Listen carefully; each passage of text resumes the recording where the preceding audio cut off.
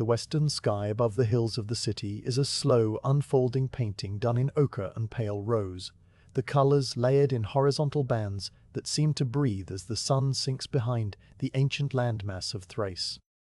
There is no hurry in this fading, no sudden dimming, only a patient, steady bleed of warmth from the upper air as the blue of the sky deepens from a washed-out cornflower to a rich, velvety cobalt.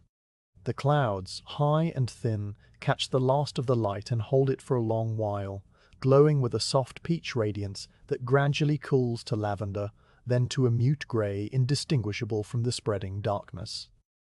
You watch this transformation without expectation or need, simply letting your eyes rest on the far horizon where the silhouettes of the imperial palace and the great dome of the Hagia Sophia are beginning to lose their distinct edges against the fading light, becoming dark, monumental shapes set against a sky that holds all the quiet of the world. Your assignment is the first watch of the night, a duty that asks nothing more of you than stillness and observation, and you settle into it with the slow acceptance of a seasoned sailor who has kept 100 such watches in 100 different ports. The other men of the crew have gone below, or they sit in small silent groups near the stern, speaking in low murmurs that are carried away by the soft breeze before they reach your ears, leaving you alone in a pocket of solitude on the foredeck. The captain is somewhere in the small cabin aft, a faint glow of lamplight spilling from under his door like a thin golden thread, and the rest of the ship belongs to the gathering dusk. You are the eyes and ears of this vessel for the next several hours, and yet there is no tension in the role, no scanning for threats or running through drills in your mind, for the harbour is a place of profound peace, guarded by the massive chain that will be stretched across the Golden Horn's mouth when the last light fades. So you stand with your hands resting lightly on the smooth wooden rail, and you let the world come to you at its own unhurried pace. The dromon speaks to you in a language of small, constant sounds that are as familiar as your own breathing. The timber of the hull emits a low woody creak each time the ship leans into a slightly deeper swell, the sound like the stretching of an old tree in a gentle wind, unhurried and organic. From the base of the bow, where the copper sheathing meets the water, comes a continuous liquid lapping that rises and falls in a pattern too irregular to be called a rhythm, a series of soft liquid notes that merge with the creaks into a drowsy lullaby of wood and water. Overhead, the great yard of the Leighton sail, furled tight against its mast, sways by mere inches and makes no sound at all, but the halyard, a thick rope of hemp, taps once, then 3 times in slow succession against the wooden mast, as if counting out the minutes of the fading light. These are the sounds of a ship at rest, and they wrap around you like a worn woolen cloak. Your gaze drifts from the ship's own small world out across the harbour, taking in the soft, dark outlines of the other vessels moored nearby, their forms blurred by the growing darkness until they become nothing more than quiet silhouettes against the slightly lighter sheen of the water. There is a large grain transport sitting low and heavy to your left, its wide beam and rounded hull making it look like a sleeping whale, its deck completely deserted and its 2 steering oars lashed upright like the antennae of some great insect. Beyond it, a cluster of small fishing skiffs huddled together near the base of the Neurion dock, their Leighton sails furled and wrapped tight, their nets hanging over the sides to dry in loose dark folds. Further out, towards the deeper channel, an imperial courier galley sits with its oars shipped and its high, curved stern rising in a graceful arc, its painted eye on the bow looking out over the water with a blank, eternal stare. None of these vessels shows any light yet, and they all float in a shared, suspended silence, as if the entire harbour is holding its breath for the true darkness to arrive. The city walls rise from the water's edge in a long, unbroken line of limestone and brick, their towers square and solid, their battlements creating a jagged fringe against the sky. And now they appear as a single dark mass out of which the occasional glint of a lit window shines like a star fallen to earth. You can trace the line of the sea walls as they curve along the shoreline, following the natural contour of the peninsula until they vanish into the gloom near the point of Acropolis, and the longer you look, the more the city seems to merge with the land, becoming a living extension of the rocky hills on which it is built. From somewhere within the dense warren of streets behind those walls comes the distant, muffled sound of a dog barking, and then a rooster crowing at the wrong hour, and then nothing but the soft whisper of the breeze moving through the countless alleyways, courts, and colonnaded porticos of the great city. The first lanterns are being lit now along the stone quays, their tiny points of flame appearing one by one in an unhurried sequence that follows no visible hand. A lamplighter moves along the waterfront with a long pole and a steady, practiced gait, touching the wick of each iron cresset with a small flame that catches and grows into a steady orange glow, and after each lighting he pauses for a moment to adjust the oil flow before moving on to the next waiting lamp. You watch this progression as it winds its way along the entire curve of the harbour, a slow parade of light that reflects in the dark water as trembling, elongated streaks of gold. The ship's own watch lantern, a brass and horn construction mounted on a short post near the foremast, remains unlit for the moment, for there is still just enough ambient light in the sky to see by, and the lamplighter has not yet reached your section of the dock. The air around you has a particular smell that belongs only to a harbour at twilight in late autumn, a blend of salt and damp wood, and the faint, fishy tang of the market district a few streets back from the water, all of it underlaid by the clean, mineral scent of the sea itself as it breathes in through the mouth of the horn. When you inhale slowly, you can pick apart the layers, the sharp, clean top note of brine from the open Marmara Sea, mixing with the channel's fresh outflow, the warmer, earthier smell of tar and hemp from the ship's rigging and the caulking between the planks, the distant sweetness of olive oil soap from the laundry barges tied up near the Galata shore, and the ever-present grounding odour of the old wood of the deck under your feet, wood that has soaked in salt and rain for more years than you can know. This combination is as familiar to you as the shape of your own hands, and it fills you with a quiet, wordless sense of belonging. Beside you, on the foredeck, rests the reason for this watch and for the special care taken with the ship's mooring. A stack of sealed clay barrels arranged in a low, deliberate row on a bed of fine sand held within a low wooden frame. They are not large, these barrels, each one standing perhaps to the height of your knee, with a rounded, slightly irregular shape that speaks of the potter's wheel and the kiln rather than the cooper's hammer and staves. Their surfaces are a muted, earthy tone somewhere between umber and sienna, and in the fading light they appear almost black, just solid, patient shapes with no highlights except a faint, dull sheen where a resin seal has been brushed over the stopper at the top of each one. Painted on their sides, in a faded charcoal pigment that is more a stain than a colour, are Greek letters, a code of abbreviation and date that you cannot fully read but understand in principle as a label of contents, origin, and the month of preparation. The barrels sit as they have sat for the entire day, inert and silent and cool to the touch, and they will sit exactly so through the long night ahead, watched over by you and by the harbour's own deep stillness. As the last of the daylight finally drains from the western sky, a profound transformation occurs in the quality of the world around you, a shift from the visible to the felt, from a space defined by sight to one defined by sound and temperature and the subtle pressure of the air on your skin. The colours that lingered in the clouds fade entirely to a uniform, soft charcoal, and the stars, which had been waiting invisibly in the high dome of the heavens, begin to emerge one by one, faint and tentative at first, then with growing confidence, until the entire sky is dusted with a fine glittering powder of light. You tilt your head back to look at them, and the familiar constellations of the late autumn sky resolve themselves into their ancient patterns. The great square of Pegasus riding high to the southeast, the bright steady eye of Vega sinking into the northwest, and the faint, misty band of the Milky Way cutting a diagonal path across the zenith like a river of frozen breath. The night is clear, and there is no moon yet, so the stars are exceptionally bright, their light cold and sharp and utterly silent. You become aware of the temperature dropping by a fraction, a coolness that moves in from the water like a slow tide, settling first on the exposed skin of your forearms and the back of your neck, and you draw the collar of your simple woolen tunic a little closer without really thinking about it. The wood of the rail under your hands, which had held a residual warmth from the departed sun, now feels cool and slightly damp as the night's moisture begins to condense out of the air. Even the sand in the barrel bed loses a degree of its earlier warmth. You can tell from the way the air just above it feels fractionally cooler than the air at waist height, a minute layered difference that you sense without consciously noting. The harbour's stillness deepens with the cold, the water's surface becoming glassy and smooth as the evening breeze dies away entirely, leaving only the long, slow pulse of the swell that enters through the horn and rocks the ship, with a rhythm as slow and steady as a resting heartbeat.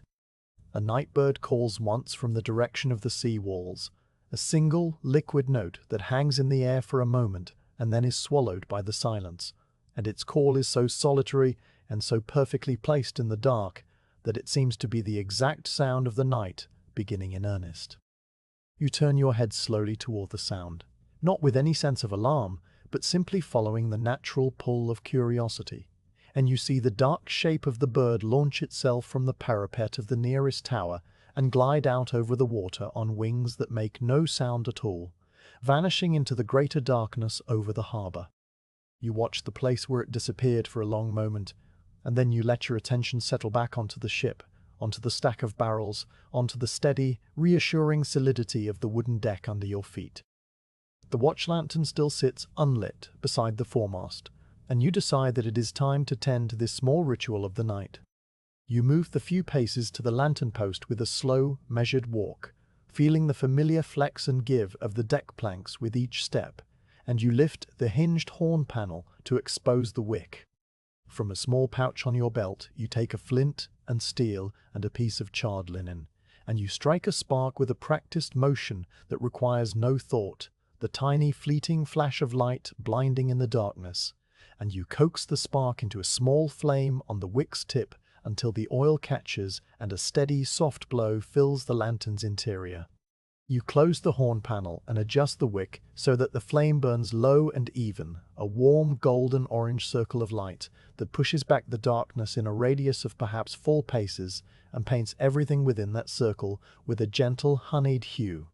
The barrels, now partially illuminated, show the subtle crackle in their glaze, the tiny networks of fine lines that are the mark of a well-fired ceramic, and the Greek letters on their sides become slightly more visible, though still too faint to read with any certainty.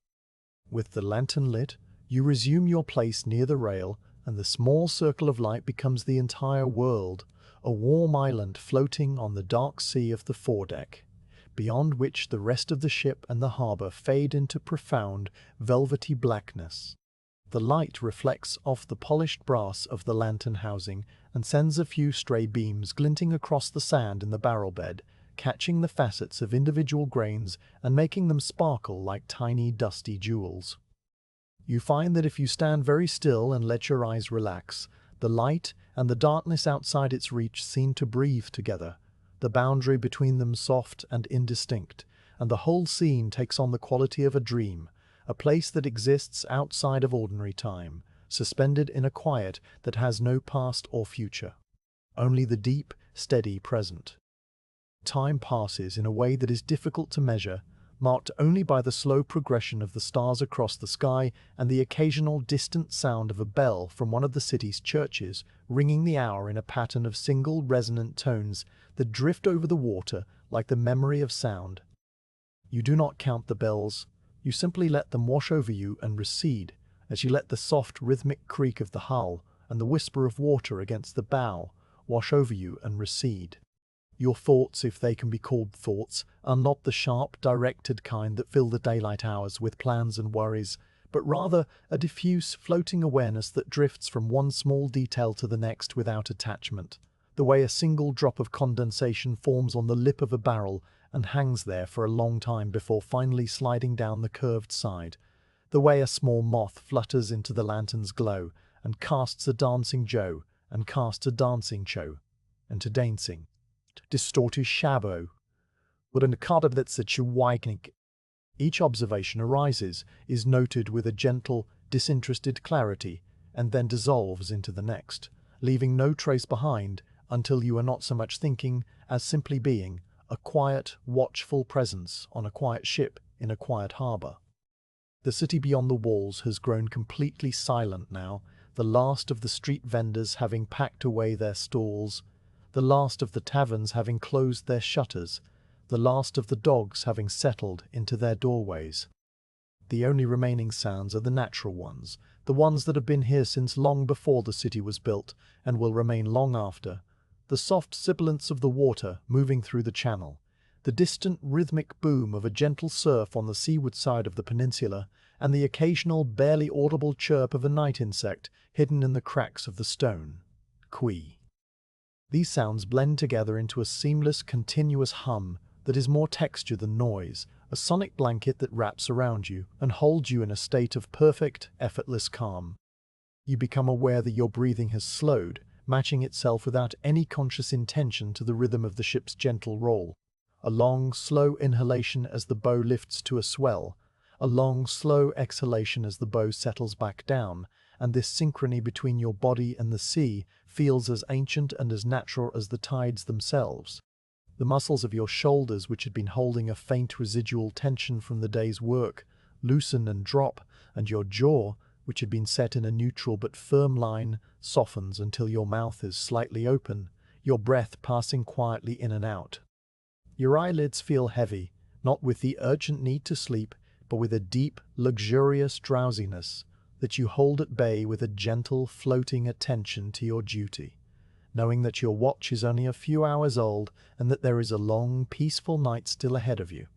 The barrels continue to rest in their bed of sand, unchanged, unremarkable, their contents a mystery held in suspension, and you stand beside them as the night deepens into its fullest, darkest hour. The sky now so thick with stars that the blackness between them seems like a solid, tangible thing. The watch lantern burns with a steady, unwavering flame, its small circle of light a constant, reassuring presence, and the harbour, in all its vast, ancient silence, holds you and the ship and the sleeping city in a perfect, motionless embrace. There is nothing that needs to be done, nothing that needs to be thought, nothing that needs to be changed. There is only this moment, this watch, this slow, quiet unfolding of the night, and you are exactly where you are meant to be. The watch lantern still burns with its steady golden-orange glow, and you find that your attention, which had been drifting across the whole wide darkness of the harbour, now settles with a quiet, almost magnetic pull onto the barrels resting in their bed of sand, not 3 paces from where you stand. There is no particular reason for this shift in focus. The night continues in its deep, uneventful silence. The ship sways with the same slow respiration of the sea, and no sound or movement has drawn your eye. Perhaps it is simply that the lantern's small circle of light has made a private, intimate world of the foredeck, a world whose only contents are the weathered planks, the low wooden frame, the pale sand, and these sealed clay vessels that hold within them something of great value and great danger, though you feel neither awe nor fear as you look at them, only a mild, drowsy curiosity that asks nothing more than to observe. You lower yourself slowly to the deck, feeling the smooth, cool wood against your knees and then against the palms of your hands as you settle into a seated position beside the wooden frame, your back resting against a coil of thick hemp rope that gives slightly under your weight and smells of distant fields and sun-dried grass. This new perspective brings you closer to the barrels, placing your eyes almost level with their rounded shoulders, and from here they appear larger and more solid, their contours filling your field of vision in a way that is both comforting and deeply absorbing. The lantern light, which falls across the deck at a shallow angle, paints each barrel with a soft, warm highlight on one side and a deep, velvety shadow on the other. And this play of light and dark reveals the true complexity of their surfaces. Surfaces that from a standing distance had seemed simply matte and uniform, but now show themselves to be rich with subtle variation. The barrels are made of fired clay, not of wooden staves bound with iron hoops like the wine casks stored in the ship's hold, and this fact alone gives them a completely different presence. They are earth-made permanent by fire, shaped from the very substance of the land, and they seem to belong more to the ancient ground than to the transient world of ships and sails. Their forms are rounded and slightly asymmetrical, each one the product of a potter's hands working a spinning wheel, and you can see the faint, spiraling ridges on their bellies, where the clay rose under the pressure of thumbs and fingers, each ridge a frozen record of a single rotation of the wheel, each ridge slightly different in height and spacing from the ones on the barrel beside it. No two barrels are identical in these spirals, and you find your eyes tracing them slowly, following the delicate wave-like patterns that circle each vessel from its base up to its gently curving shoulder, patterns that are as unique as the walls on a fingertip. The color of the barrels is a muted, earthy tone that shifts subtly, depending on the angle of the light. A color that is not quite brown and not quite red, but something in between. The color of sun-baked clay tiles on an old roof or the surface of a dry riverbed in late summer. The lantern's warm flame pulls hints of sienna and umber out of the glaze, hints that seem to shift and deepen as you watch, creating the impression that the barrels are not entirely inert, but alive with a slow, imperceptible breathing of their own. In the shadows, the color fades to a deep, smoky charcoal that is almost black, and this contrast between the illuminated side and the shadowed side gives each barrel a weight and a solidity that feels reassuring, as if the darkness and the light are holding the vessel in a careful, balanced embrace. The overall impression is one of tremendous age and patience, as if these barrels have been sitting exactly here for a very long time and will continue to sit here for a very long time, unaffected by the passing of hours or the movements of men. A thin, glossy sheen catches the light on the upper curve of each barrel near the stopper, a sheen that is slightly tacky and reflective, and this is the resin seal brushed over the junction where the fired clay stopper meets the neck of the vessel. The resin is a deep amber in color, translucent at its edges and opaque at its center, and it has been applied with care, forming a smooth, even collar that runs all the way around the stopper and down onto the barrel's shoulder in a few deliberate drips that have hardened into permanent, glassy teardrops. The seal is not merely practical, but also beautiful in its own quiet way, catching the light in tiny sparkles and reflecting a distorted, miniature image of the lantern flame. And you think that the person who brushed it on must have taken a certain pride in the work, smoothing the warm resin with a steady hand until it set into this perfect, airtight closure that keeps the contents safe from moisture and air. The stoppers themselves are simple, unglazed cones of the same clay as the barrels, each one fitted snugly into the neck and bound there with a length of waxed linen cord that winds around the neck in a neat, tight spiral before terminating in a small, secure knot. The cord is the color of undyed flax, a pale, creamy beige that stands out against the darker tones of the clay and the amber resin, and you can see the tiny fibers of the linen where they have frayed slightly at the knot, soft and fine against the harder surfaces that surround them. The wax that coats the cord gives it a faint, dull shine and a slightly stiff, sculptural quality, so that the spirals hold their shape precisely, each turn of the cord lying exactly parallel to the one above it, creating a pattern of horizontal lines that echoes the spiraling ridges on the body of the barrel below. Painted on the side of each barrel, just below the shoulder, are the Greek letters that you had noticed earlier from a distance, and now, up close, they reveal themselves as the work of a careful but not overly meticulous hand, the strokes of a brush dipped in a thin charcoal-based pigment that has sunk into the porous surface of the clay like a stain. The letters are simple and functional, an abbreviation that likely stands for the contents, a date that places the preparation in a specific month, and perhaps the mark of the workshop or the supervising officer, though you cannot read them with any certainty and have no particular need to know. You simply observe the shapes, the clean, upright strokes of an alpha, the curved back of a sigma, the sharp angle of a delta, each character formed with a steady, practiced motion that has left the pigment slightly denser at the end of each stroke, where the brush lifted away. The charcoal has a flat, velvety quality that absorbs the lantern light rather than reflecting it, so the letters appear darker than the clay around them, a series of silent black marks that hold their meaning in a code that you are content to leave unbroken. The barrel that is closest to you, the one at the end of the row nearest the port rail, has a small distinctive feature that sets it apart from its companions, a slight indentation on one side, a shallow depression no larger than a thumbprint, where the potter's finger pressed in while the clay was still wet and plastic on the wheel. This tiny flaw is visible only from this close vantage point, and only when the light catches it at just the right angle, creating a small pool of shadow in the hollow and a faint highlight on the raised rim around it, and you find yourself looking at it for a long moment, imagining the man or woman at the wheel, the slip of a thumb, the brief pause, and the decision to leave the mark rather than smooth it out. It seems to you that this small imperfection makes the barrel more real, more connected to the hands that made it, and you feel a quiet, wordless kinship with that long-ago potter whose only trace in the world is this thumbprint baked into clay. The arrangement of the barrels is a thing of orderly, deliberate calm. A low row of 5 vessels sitting side by side, with equal spaces between them, each one nested into the fine, pale sand that fills the wooden frame.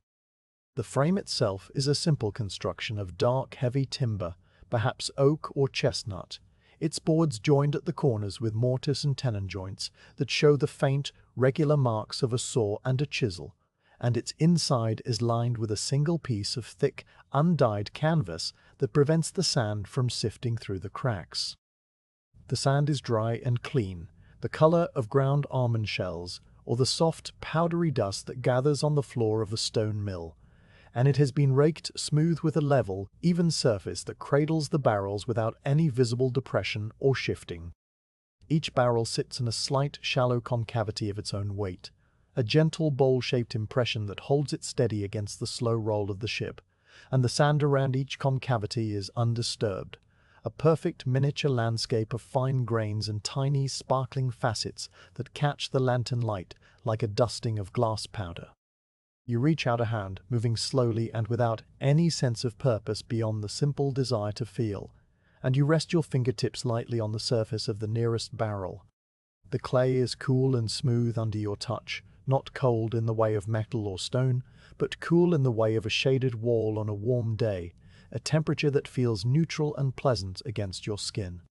The glaze, which had appeared matte from a distance, has a slight, silky texture under your fingers, a surface that is not perfectly glossy, but also not rough, something like the feel of a well-worn river pebble or the inside of a seashell. As you move your fingertips slowly down the curve of the barrel, you feel the subtle, rhythmic undulations of the spiral ridges, each one a faint rise and fall that passes under your touch like a whispered word, and you can sense the different thicknesses of the clay where the potter's hands pressed more firmly or less firmly, creating a topography of minute, invisible hills and valleys that only touch can read. The temperature of the barrel's surface is not uniform. The side facing the lantern is fractionally warmer, having absorbed the tiny amount of the flame's radiant heat over the hours since you lit it, while the side facing away into the darkness of the bow is cooler by a degree so small it is more an intuition than a measurable fact. You let your hand rest still for a moment, feeling the slow, gradual exchange of warmth between your skin and the clay, the way your body heat seeps into the material and is gently, evenly dispersed, and this sensation is so calming and so absorbing that you lose track of time, suspended in the simple, tactile experience of touching something ancient and solid and perfectly still. The thought of the potter who made these barrels drifts through your mind like a slow, untethered cloud, not as a detailed image, but as a collection of soft, floating impressions. A workshop somewhere in the city's industrial quarter, near the walls or along the Lycus River. A low building of brick with a wide, arched doorway and a courtyard where finished vessels are stacked in patient rows under awnings of sun-bleached linen. You picture the potter at the wheel, a man or a woman with strong, steady hands and a worn leather apron, the wheel spinning under the power of a foot pedal or an assistant turning a crank, the soft, wet clay rising and falling under the guidance of practiced thumbs. The clay itself, you imagine, was dug from the riverbanks where the Lycus slows and widens into a shallow, marshy delta, the mud rich and fine and slightly grey when wet, turning to this warm reddish umber colour only after the firing, and you can almost see the process. The raw clay hauled in heavy, dripping baskets, the long hours of wedging and kneading to drive out the air bubbles, the slap of the prepared lump onto the wheel head, and the slow hypnotic spinning that transforms mass into a symmetrical hollow vessel. The kiln, in your drowsy imagination, is a great domed structure built of firebrick and set into the side of a gentle slope, its interior blackened by years of smoke, and its doorway just large enough for a man to crouch through. The barrels, still pale and chalky in their unfired state, are loaded carefully inside, nestled among straw and broken potsherds to keep them from touching, and the door is sealed with a temporary wall of brick and clay.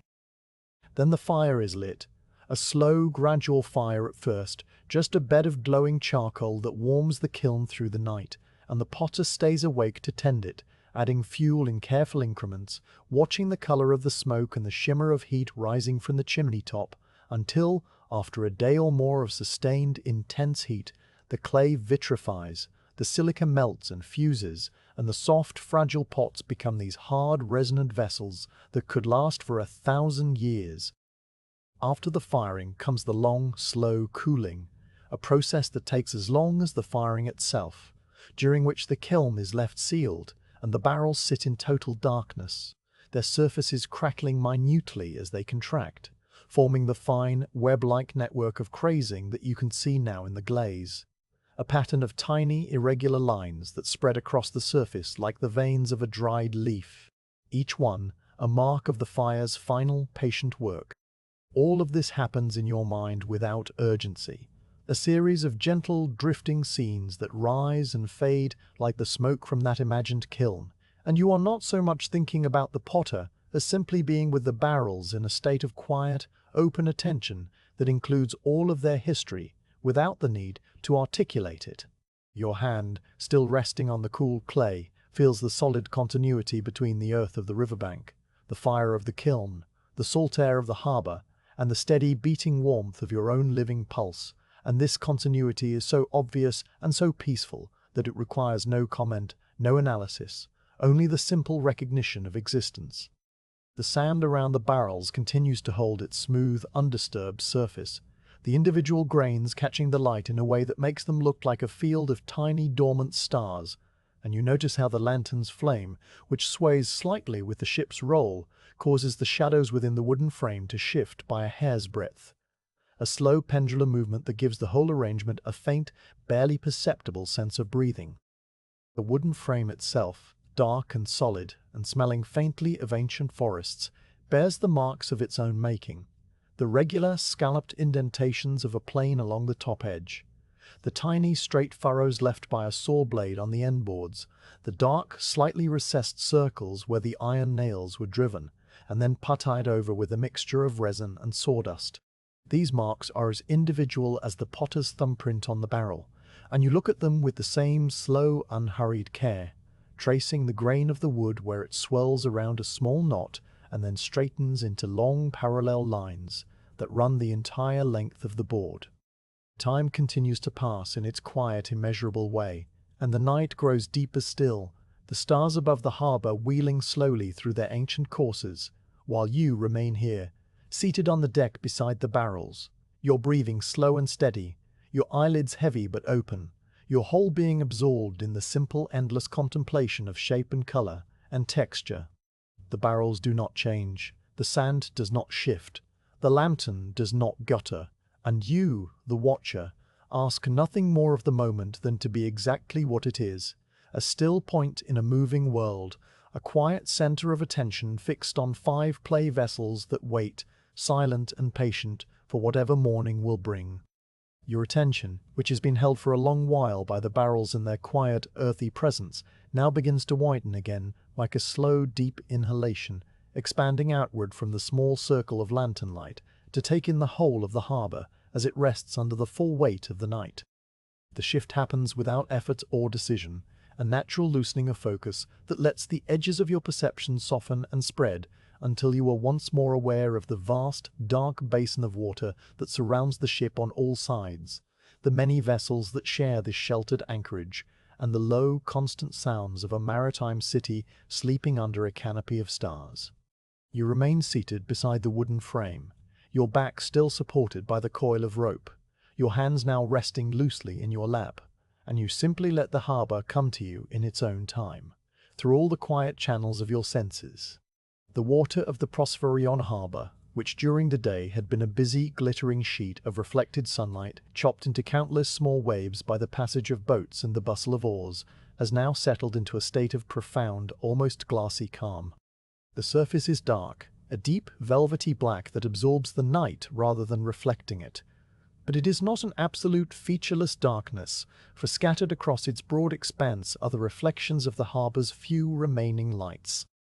These reflections do not sit still on the water, but instead tremble and stretch into long, wavering columns of gold and silver that shift with each slow, breathing swell, creating a fluid, ever-changing pattern of light that seems to be painted on the surface by a patient, invisible hand.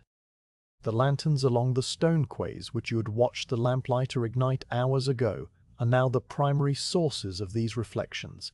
each one sending a long, shimmering finger of orange light across the black water,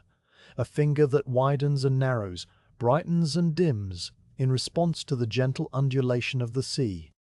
The swell that causes this undulation is not a wave in the ordinary sense, not something that breaks or crashes or makes any sound at all, but rather a deep, slow pulse that enters the Golden Horn from the Bosphorus Strait, a rhythm set in motion by the distant, invisible currents of the Marmara Sea and the great body of the Mediterranean beyond. This pulse travels up the channel with a speed that is almost too slow to perceive, a rise and fall that takes many long seconds to complete, and when it reaches the moored ships it lifts each one by a hand's breadth, holds it suspended for a quiet moment, and then lowers it back down with a gentleness that is more a caress than emotion. The dromon beneath you responds to this rhythm with a long, slow roll that you feel in your bones. A tilt to starboard that lasts for a count of several slow breaths, followed by an equal and opposite tilt to port, and the whole sequence is as steady and predictable as the ticking of a water clock, a deep, basal cadence that has been repeating since the first water filled this ancient harbour. From your low seat on the foredeck, you can see the other vessels in the harbour responding to the same swell, their dark silhouettes rising and falling in a silent, synchronized dance.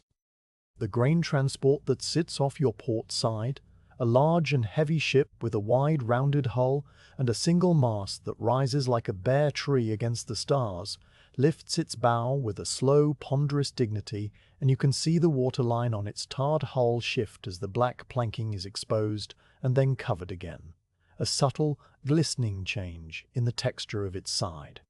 The ship is laden deep, its cargo of wheat or barley from the fertile plains of Thrace pressing it low into the water, and this weight makes its response to the swell slower and more deliberate than that of the lighter vessels, a deep, stately nod that speaks of tremendous mass and ancient patience. Its two steering oars, lashed upright at the stern, sway slightly with the motion, their broad blades catching a faint glint of starlight, and the furled sail on its yard, wrapped tight in a bundle of cream-coloured canvas, remains motionless as the ship itself moves beneath it.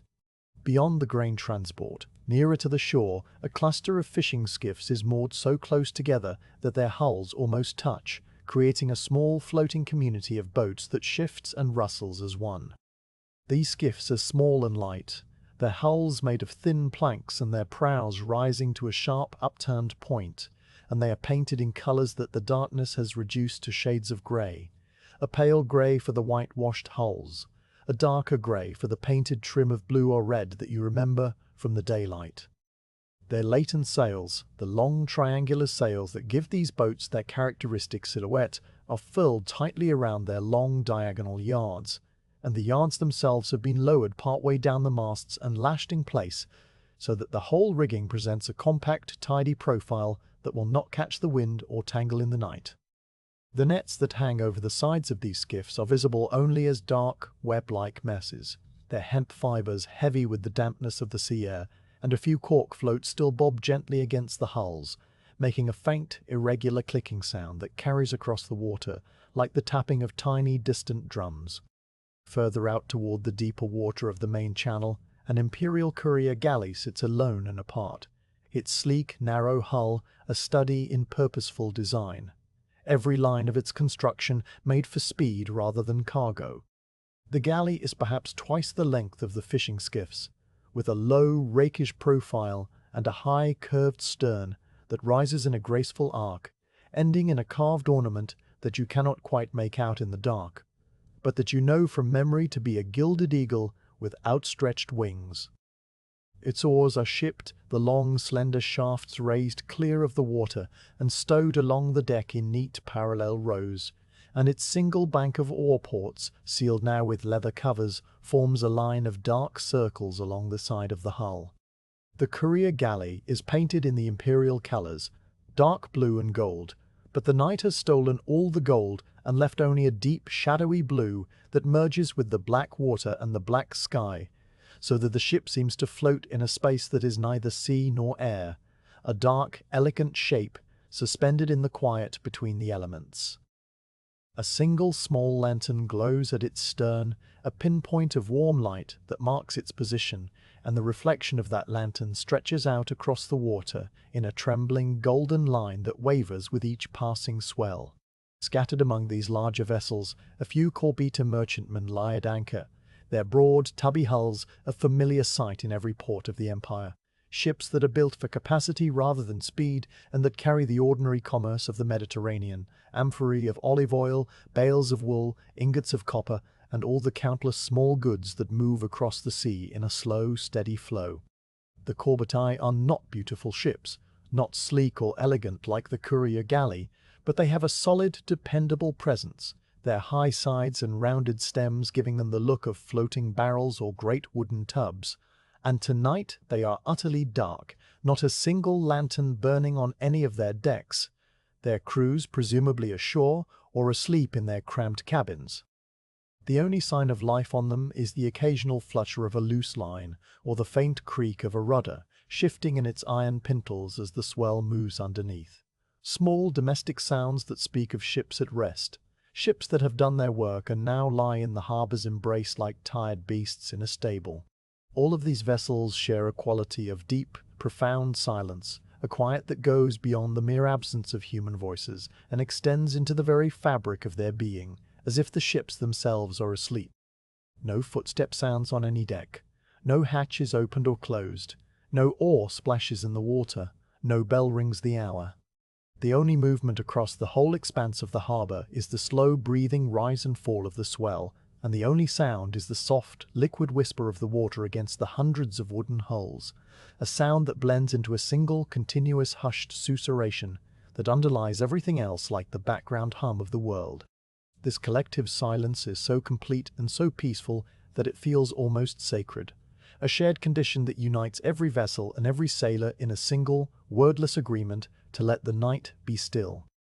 Your gaze travels beyond the ships to the edges of the harbour, where the sea walls of Constantinople rise from the water's edge in a long, dark line of stone and brick, their towers projecting at regular intervals like the vertebrae of some enormous ancient creature that has settled down to sleep along the shoreline. The walls are not merely dark, they are a deep, textured blackness that seems to absorb whatever faint light reaches them, and yet their surfaces are not entirely featureless, for the starlight catches on the edges of the battlements and the corners of the towers, creating a fine, silvery outline that traces the top of the fortification like a thin ribbon of light. The nearest tower, a square, solid structure that rises just beyond the end of the Narration dock, has a single narrow window high up near its top, and through that window you can see the faint, warm glow of a candle or an oil lamp, a tiny, distant point of light that speaks of a watchman keeping his own solitary vigil, looking out over the same dark water that you see, wrapped in the same enveloping quiet.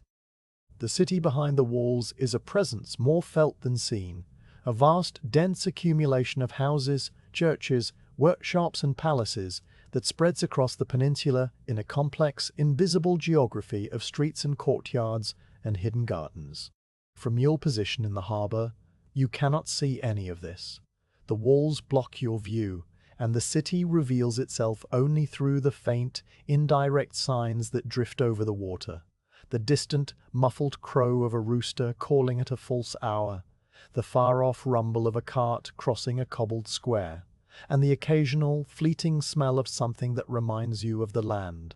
The most persistent of these smells is a clean, slightly sweet scent of olive oil soap, which rises from the laundry barges and public baths that line the shore of the Golden Horn, a scent that mingles with the harbour's salt air in a way that is both pleasant and slightly incongruous. the smell of domestic cleanliness floating over the ancient, briny waters of the sea. The air itself has a layered quality, with cooler, denser air settling near the surface of the water and slightly warmer air moving slowly above it, creating a gentle vertical stratification that you can feel on your face when you tilt your head up and then down, a subtle shift in temperature of a fraction of a degree that marks the boundary between the sea's exhalation and the land's lingering warmth. The humidity has risen in the hours since sunset, and a faint, almost imperceptible mist is beginning to form just above the water's surface, a mist so thin that it is visible only when you look at the reflections of the distant lanterns and notice that their lower edges are slightly blurred, softened by a gauze of suspended water droplets that scatters the light into a gentle, diffuse haze. This mist does not rise above the height of a man's waist, so the upper air remains clear and sharp. The stars still brilliant overhead, their light undimmed by any cloud or fog, and the contrast between the misty, soft world near the water and the crisp, crystalline world of the sky creates a sense of being suspended between two different realms, a quiet observer at the boundary where the sea meets the night. The Golden Horn itself, the long, curving inlet that shelters the harbour, stretches away to the northwest into a darkness that is almost complete, its far shore marked only by the faintest cluster of lights that must be the lamps of the Genoese trading post at Galata, a distant, golden speckling on the opposite hill. The water of the Horn narrows as it moves inland, passing between the two shores and then disappearing into the deep, dark valley where the freshwater streams of the Barbaces and the Kaidaris flow down from the Thracian hills, and the current that carries those streams to the sea is a slow, invisible force that you can sense only by the way the moored vessels all point in the same direction, their bows angled slightly toward the channel's mouth, as if they are all, in their sleep, dreaming of the open sea. This alignment of the ships, this subtle uniform orientation, is one of those small details that you notice without consciously noticing, a pattern that is simply there, part of the harbour's deep underlying order. The night bird that had called earlier from the direction of the sea walls has fallen silent, and no other creature has taken up its solitary song. The night is now truly hushed, holding its breath in the long, still hours before the first hint of dawn. The absence of sound is not an emptiness, but a kind of presence in itself, a fullness of quiet that seems to press gently against your ears, a quiet so deep that you can hear the soft, internal sounds of your own body, the steady, slow beat of your heart, the faint rush of your breath moving in and out, and the tiny, almost inaudible creak of your own joints when you shift your weight on the coil of rope. These internal sounds, which are usually drowned out by the noise of the day, are now as loud as the harbour's own sounds, and they remind you that you are a part of this quiet, not separate from it, a living, breathing element in the great, peaceful composition of the night. The lantern on the courier galley's stern flickers once, a brief, almost imperceptible waver that might have been caused by a puff of breeze or a drop of moisture on the wick, and then it steadies again, its reflection on the water reassembling itself into a long golden column that trembles with the swell.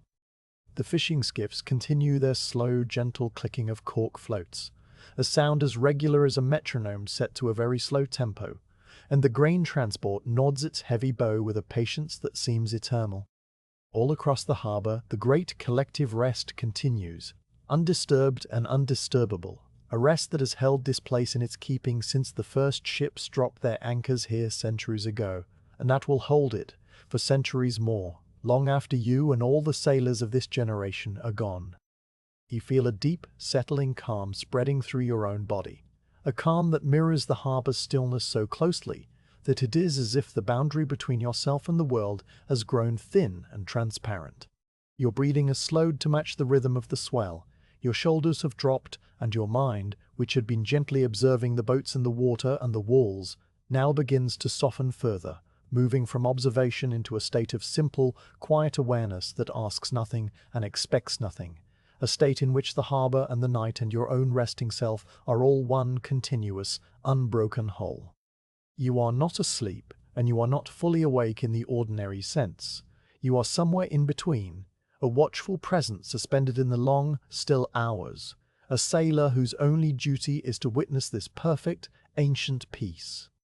The night has settled into its deepest, most silent hour, that time when the world seems to hold its breath between the last fading echo of evening and the first faint promise of dawn, when even the water's gentle lapping against the hull sounds distant and muted. You have been sitting beside the barrels for a long while, your back resting against the coiled rope, your eyes half-lidded and your mind drifting in a quiet, formless reverie, when a small, almost imperceptible change at the edge of your perception draws your attention toward the dock. There, on the stone quay that runs alongside the dromon, a single figure has appeared, emerging from the darkness between two darkened warehouses with the silence and suddenness of a shadow detaching itself from a wall. The figure is a man, and he moves with a slow, deliberate gait that is utterly unhurried, each step placed with a careful, measured precision that speaks of long practice and an intimate familiarity with this exact stretch of stone. His feet are shod in soft leather slippers that make no sound on the quay, no scrape of heel or scuff of sole, so that his approach is marked only by the gradual change in his silhouette as he comes closer to the edge of the dock where the dromon is moored. You watch him without moving, without speaking, without any sense of surprise or alarm, for you have seen this man before, or men very much like him, and you know what he represents without needing to be told. He is one of the Flamekeepers, a member of that small specialized group of men whose entire lives are dedicated to the storage, the safe transport, and the careful monitoring of the compound that rests inside the sealed clay barrels on your foredeck. The Flamekeeper pauses at the edge of the dock, standing just where the stone quay drops away to the dark water, and he looks at the dromon with a calm, assessing gaze that takes in the whole ship in a single slow sweep. The furled sail, the stowed oars, the faint glow of the watch lantern, and the row of barrels nestled in their wooden frame. He is not a tall man, nor a particularly broad one, but there is a solidity to his presence, a quiet, grounded weight that makes him seem larger than his physical dimensions, as if the years of careful, patient work have compressed him into something dense and enduring. His face, in the warm light of the lantern that you hold up slightly as he approaches the gangplank, is a study in calm lines and still planes, the skin weathered by sun and wind and marked with the fine branching creases that come from a lifetime of squinting into kiln fires and studying small, important details. His hair, what you can see of it under a simple linen cap, is a dark, muted grey, cropped short and practical, and his beard is trimmed close, revealing the set of a jaw that is neither tense nor slack, but held in a state of relaxed alertness that seems to be his permanent expression.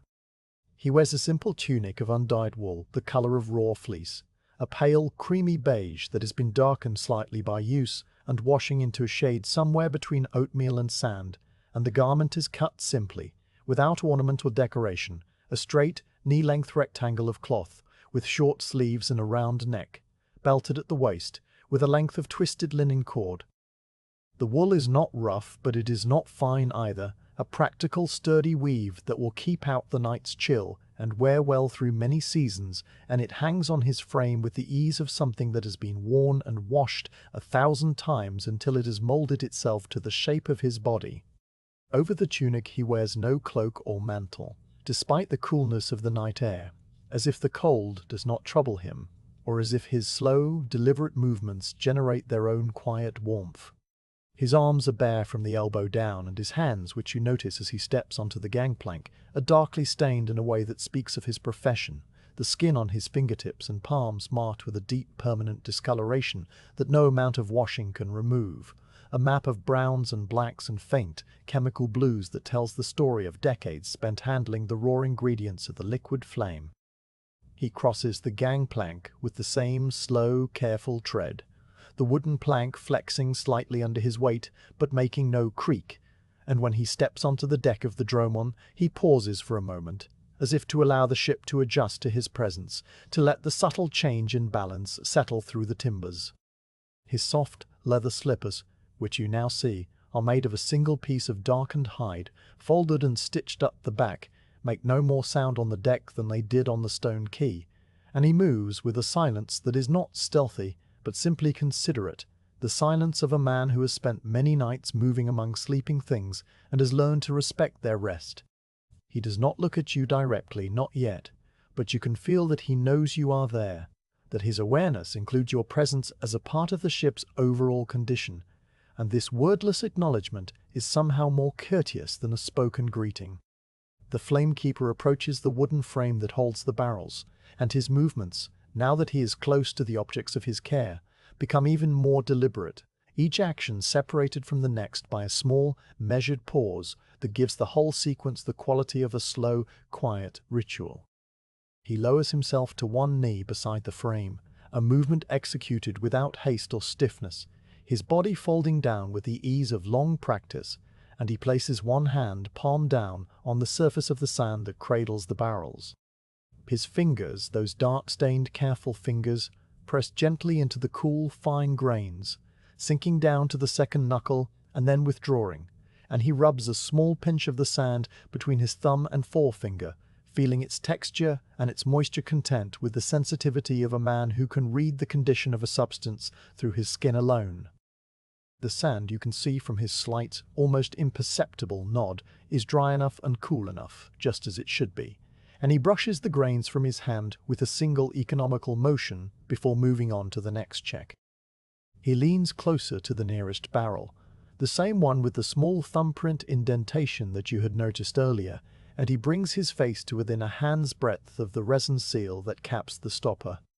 His nostrils flare slightly as he inhales, a long, slow breath that draws the air from the narrow gap between the seal and the clay neck into his nose, and he holds the breath for a moment, tasting it, analyzing it, searching for any trace of a sharp, vinegary note that would indicate a change in the compound within, a slow, unwanted fermentation, or a seepage of volatile vapors past the waxed cord.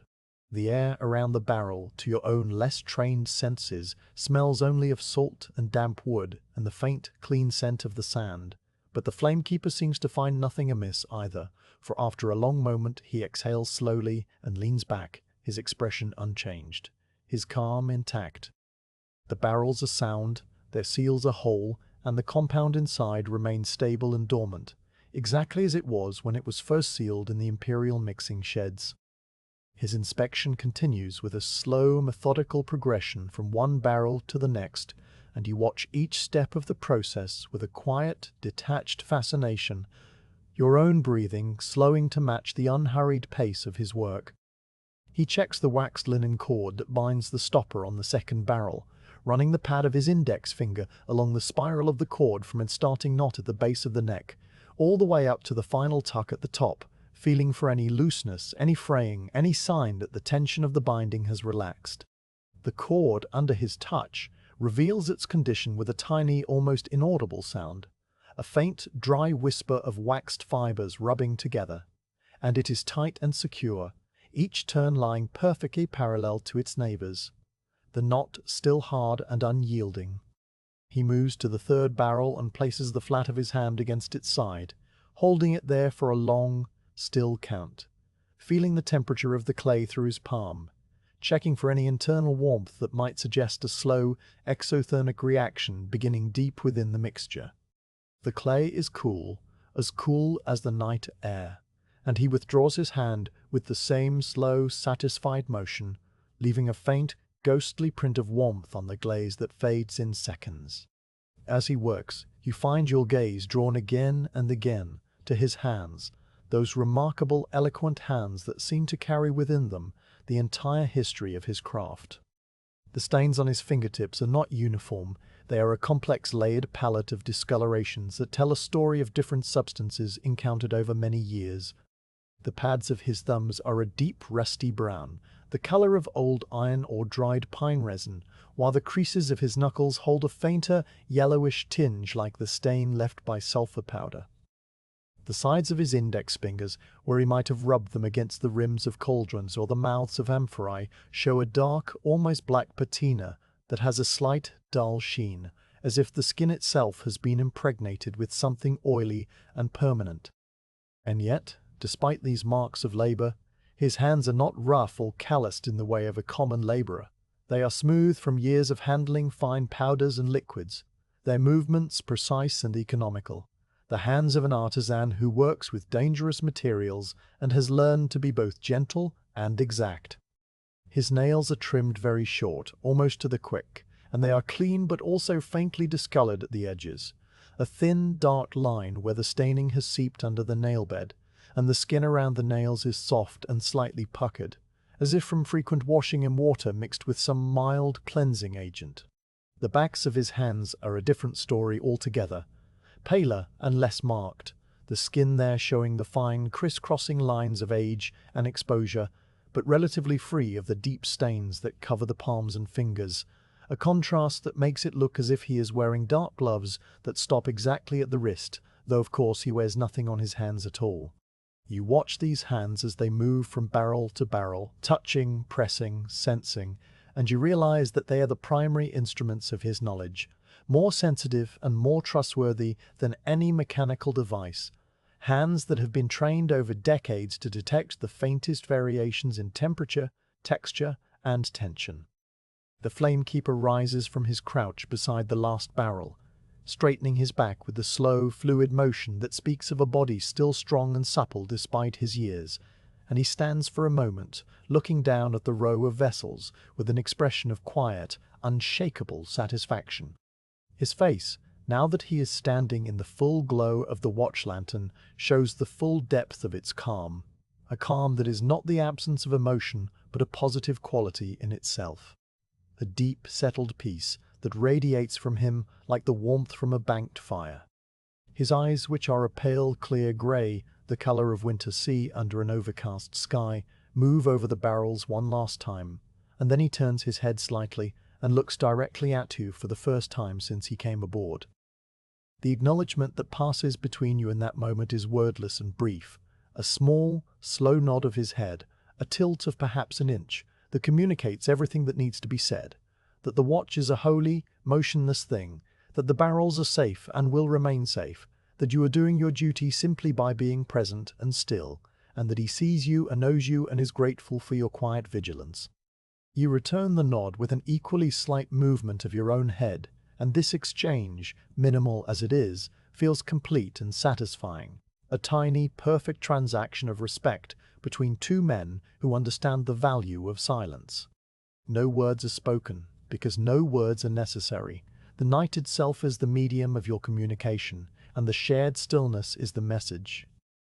The flamekeeper turns away from the barrels and begins to move back toward the gangplank, his footsteps as silent as they were when he arrived, his body moving with the same slow, deliberate grace. He pauses once, just before stepping onto the gangplank, and he looks out across the harbour for a long moment, his grey eyes sweeping over the dark water and the sleeping ships with an expression that is impossible to read, but that seems to hold a deep, abiding love for this place and this hour, for the quiet of the night and the steadiness of the sea. Then he steps onto the plank, crosses to the stone quay, and begins to walk away along the dock,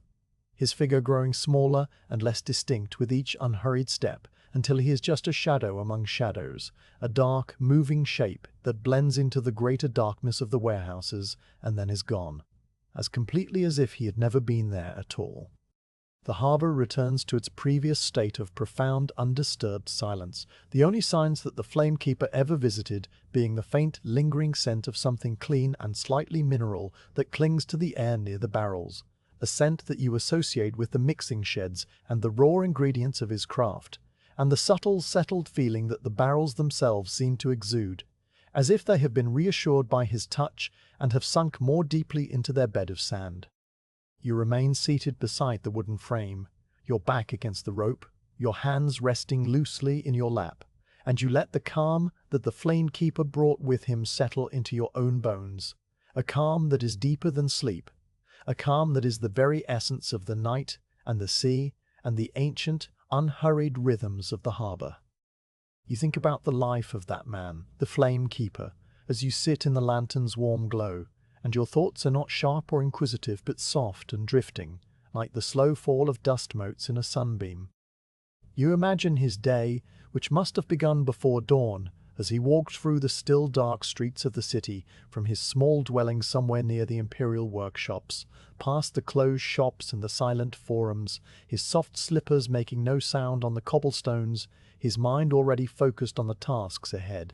He would have entered the mixing sheds through a small guarded door, exchanged a quiet word with the night watchman, and then begun his slow, methodical inspection of the ingredients stored there in their various containers.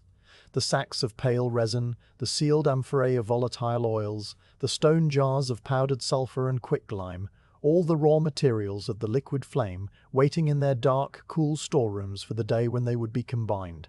His work, you realize, is a life of watching and waiting, of checking and rechecking, of being present and attentive through long, uneventful hours, and this is a kind of work that you understand deeply, for your own watch tonight is its mirror and its echo. The Flamekeeper's visit has left you with a renewed sense of the importance of your own stillness, your own simple presence beside the barrels.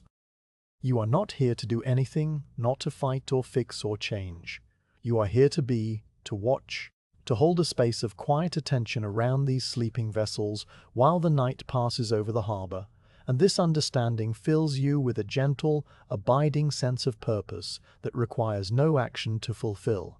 The barrels rest in their sand, the lantern burns with its steady flame, the water whispers against the hull, and you, the watcher, are exactly where you need to be, doing exactly what you need to be, doing exactly what you need to do, which is nothing at all and everything at once. The long stillness of the watch has a way of loosening the mind, of untethering it from the immediate, and allowing it to drift backward through layers of memory and half-remembered talk until it settles, without urgency, on the things that sailors whisper about during long voyages and idle hours in port. You are still seated beside the wooden frame, still cradled by the coil of rope, still breathing in the slow rhythm of the harbour's swell, but your thoughts have wandered away from the deck, and the lantern and the dark water have wandered deep into the city, behind the sea walls, into the cool, shadowed chambers where the secret compound in the barrels was first assembled from substances gathered across the breadth of the empire. You do not know the exact formula, for that knowledge is held by a handful of men in the imperial laboratories, passed down under oaths of silence and written only in guarded ledgers locked behind iron doors. But sailors talk, as sailors always do, and over the years you have collected a loose, floating catalogue of the ingredients, a dreamlike list of raw materials that your mind now turns over with the same slow, gentle attention you have given to the harbour and the barrels and the Flamekeeper's stained hands. One of the first substances that surfaces in your drifting reverie is a pale, raw resin tapped from certain trees that grow in the warm, rocky hills of the eastern provinces, trees with gnarled trunks and narrow, silver-green leaves that shimmer in the dry wind. The resin is harvested by making careful, shallow cuts in the bark, diagonal slashes that weep a sticky, opalescent sap which oozes slowly down the trunk and hardens into tear-shaped globules of a translucent honey-gold color, catching the sunlight like tiny, frozen drops of captured summer. The harvesters, men and women who have tended these groves for generations, move among the trees in the cool of the early morning, carrying clay pots and small curved knives, the hands growing tacky with the resin's sweetness. A sweetness that carries a sharp, almost medicinal edge, a clean, penetrating scent that clears the sinuses and lingers on the skin for days. The globules are collected in woven baskets lined with broad leaves to prevent them from sticking, and they are carried down from the hills on the backs of donkeys, the baskets swaying gently with the animal's patient gait, the resin clinking softly against itself like a basket of pale, fragrant pebbles. In the great markets of the coastal cities, the resin is sold in solid, amber-colored cakes wrapped in oiled parchment, cakes that can be shaved into thin, translucent curls with a sharp knife, each curl releasing a burst of that clean, sharp scent. A scent that, when burned, produces a thick, clinging smoke and a heat so intense that it can melt through iron and stone. Another component that enters your slow, floating thoughts is a volatile oil skimmed from the surface of certain rock pools along the shores of the Caspian Sea, a substance that the local people call naft, a word as old as the hills themselves. This oil seeps naturally from fissures in the black, shattered rock, rising to the surface of the pools in shimmering, iridescent slicks that spread out in rainbows of purple and green and silver, trembling on the water like the skin of a living thing. The collectors approach these pools with great care, for the oil is highly flammable and its vapors can ignite from the merest spark, so they work in the early morning when the air is still and cool, using long-handled ladles of beaten copper to skim the slick from the surface, transferring it into sealed clay jars that are immediately stoppered and carried away to the shade of nearby caves. The oil has a strange penetrating smell, not unpleasant but entirely unlike anything else in the natural world, a smell that is both earthy and sharp, with a faint, lingering sweetness that clings to the inside of the nose and can be tasted on the back of the tongue for hours after exposure. In its raw state it is thin and dark, a deep smoky brown that moves with the sluggish viscosity of winter honey, and when a single drop is touched with a flame, it ignites with a soft, almost silent humph, burning with a bright, sooty orange flame that seems to draw oxygen from the very stone around it. Then there is sulfur, a mineral that comes from the volcanic islands of the Aegean Sea, where the earth itself steams and vents with the deep heat of the underworld, and where the rocks are crusted with brilliant yellow deposits that form in the fissures and fumaroles like the frozen breath of the earth's molten heart. The sulfur gatherers, men accustomed to the acrid, choking fumes that rise from the vents, wear dampened cloths wrapped around their mouths and noses, and they work in short shifts, breaking the yellow crusts with iron picks and loading the bright crystalline chunks into heavy sacks of coarse hemp. The sulfur, when freshly broken, is a startling vivid yellow, the color of daffodils, or the yolk of a new-laid egg, and it sparkles with 1,000 tiny facets that catch the dim, smoky light of the volcanic vents, glittering in the gloom like buried treasure. When the sacks arrive at the imperial workshops, the sulfur is ground into a fine, pale powder, a process that fills the grinding room with a fine yellow dust that settles on every surface and gives the air a faint, choking dryness, a powder so fine that it floats on the slightest current of air and drifts like a golden mist through the sunbeams slanting in from the high windows. This powder, when mixed with the other ingredients, lends its own fierce eagerness to the compound, a readiness to burn that is almost impatient, a latent energy waiting for the smallest spark to release it. Quicklime enters your mind next, a substance of stark white simplicity made from ordinary limestone burned in great roaring kilns for days on end until it is transformed into something entirely different, something caustic and hungry, a white, powdery substance that hisses and steams when touched by water, generating a heat that can boil a pot of liquid in minutes. The kilns that produce the quicklime are built into the sides of limestone quarries in the hills of Bithynia, great bottle-shaped structures of fire brick that glow with a dull red heat visible from miles away at night, their chimneys sending up a constant wavering plume of pale smoke that drifts across the valleys and mingles with the clouds. The limestone itself is a common humble rock, a dirty white or grey stone that breaks with a clean crystalline fracture and leaves a fine white dust on the hands of the quarrymen who hew it from the living rock. But after its long ordeal in the fire, it emerges as something utterly changed, a substance that is no longer stone, but a powder of intense, latent reactivity, a powder that must be kept in airtight jars, sealed with wax, for the very moisture in the air will slowly slake it, turning it back into a chack paste.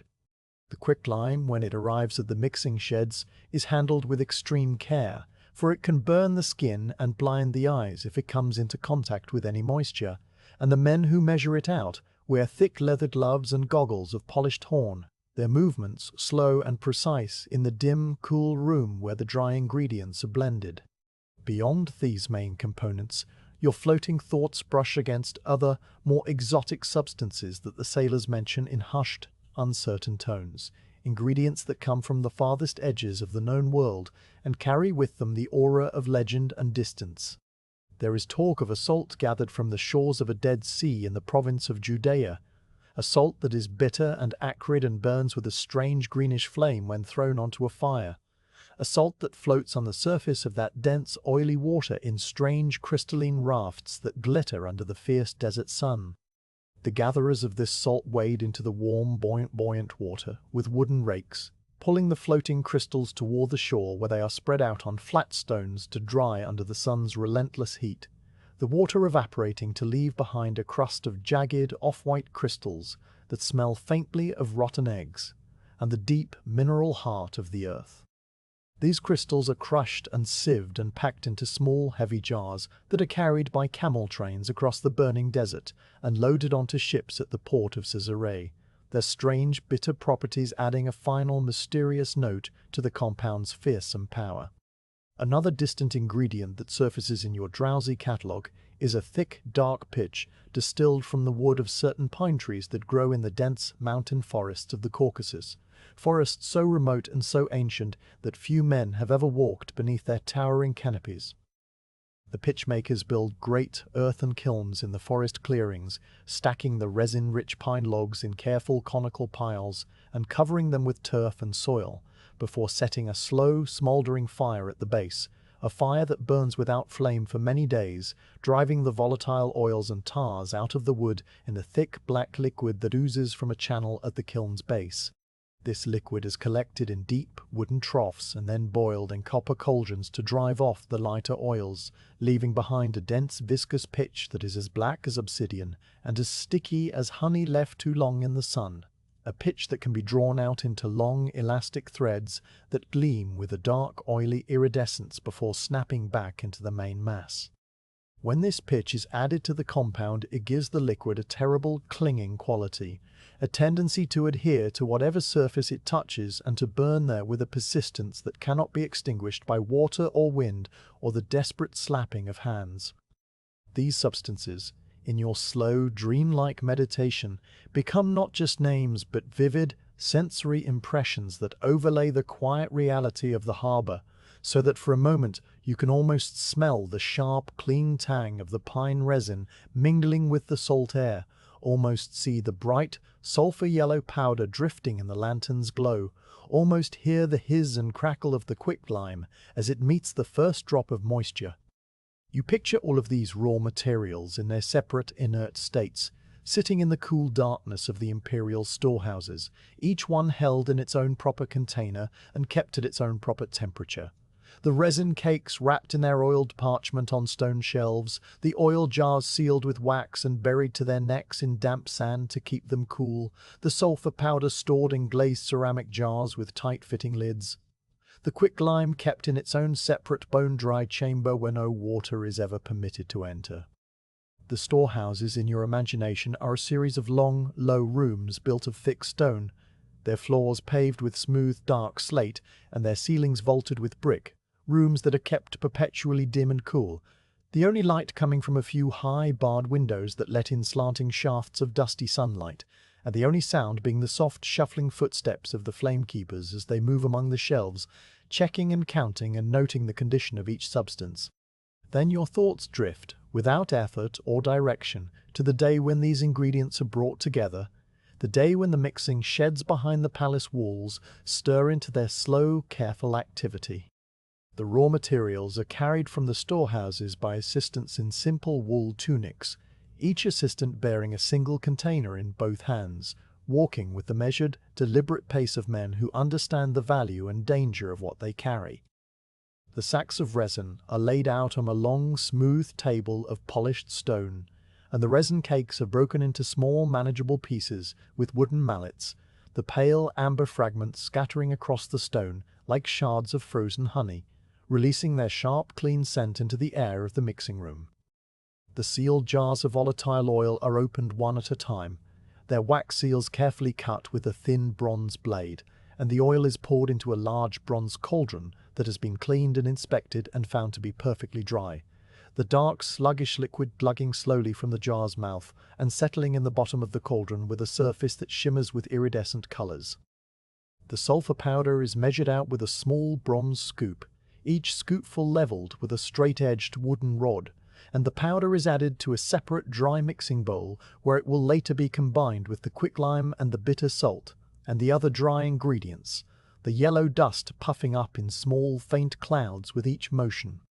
the quicklime still in its sealed jar, is brought into the mixing room only at the last possible moment. And when the jar is opened, the white, powdery substance inside seems almost to glow with its own latent intensity. A stark, bright white against the muted colors of the other materials, and the assistants hold their breath and turn their faces away as the powder is carefully, slowly, deliberately added to the mixing bowl with the sulfur and the crushed crystals. The whole dry blend stirred together with a long wooden padlet as to the perth, and that the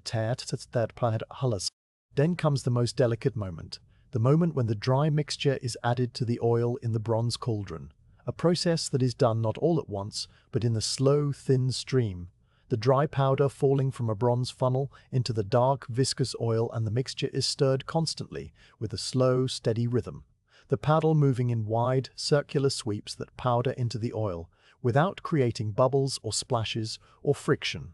The whole mass slowly darkening and thickening into a nubble, genius, treedleclet. The temperature of the mixture is monitored with a simple but effective device, a thin copper rod inserted into the cauldron's center and withdrawn periodically. The rod's surface checked for any sign of warmth that would indicate a premature reaction, and if the rod comes out cool, the stirring continues, the paddle moving in its slow, hypnotic circles until the compound is perfectly blended and ready to be transferred into the waiting barrels.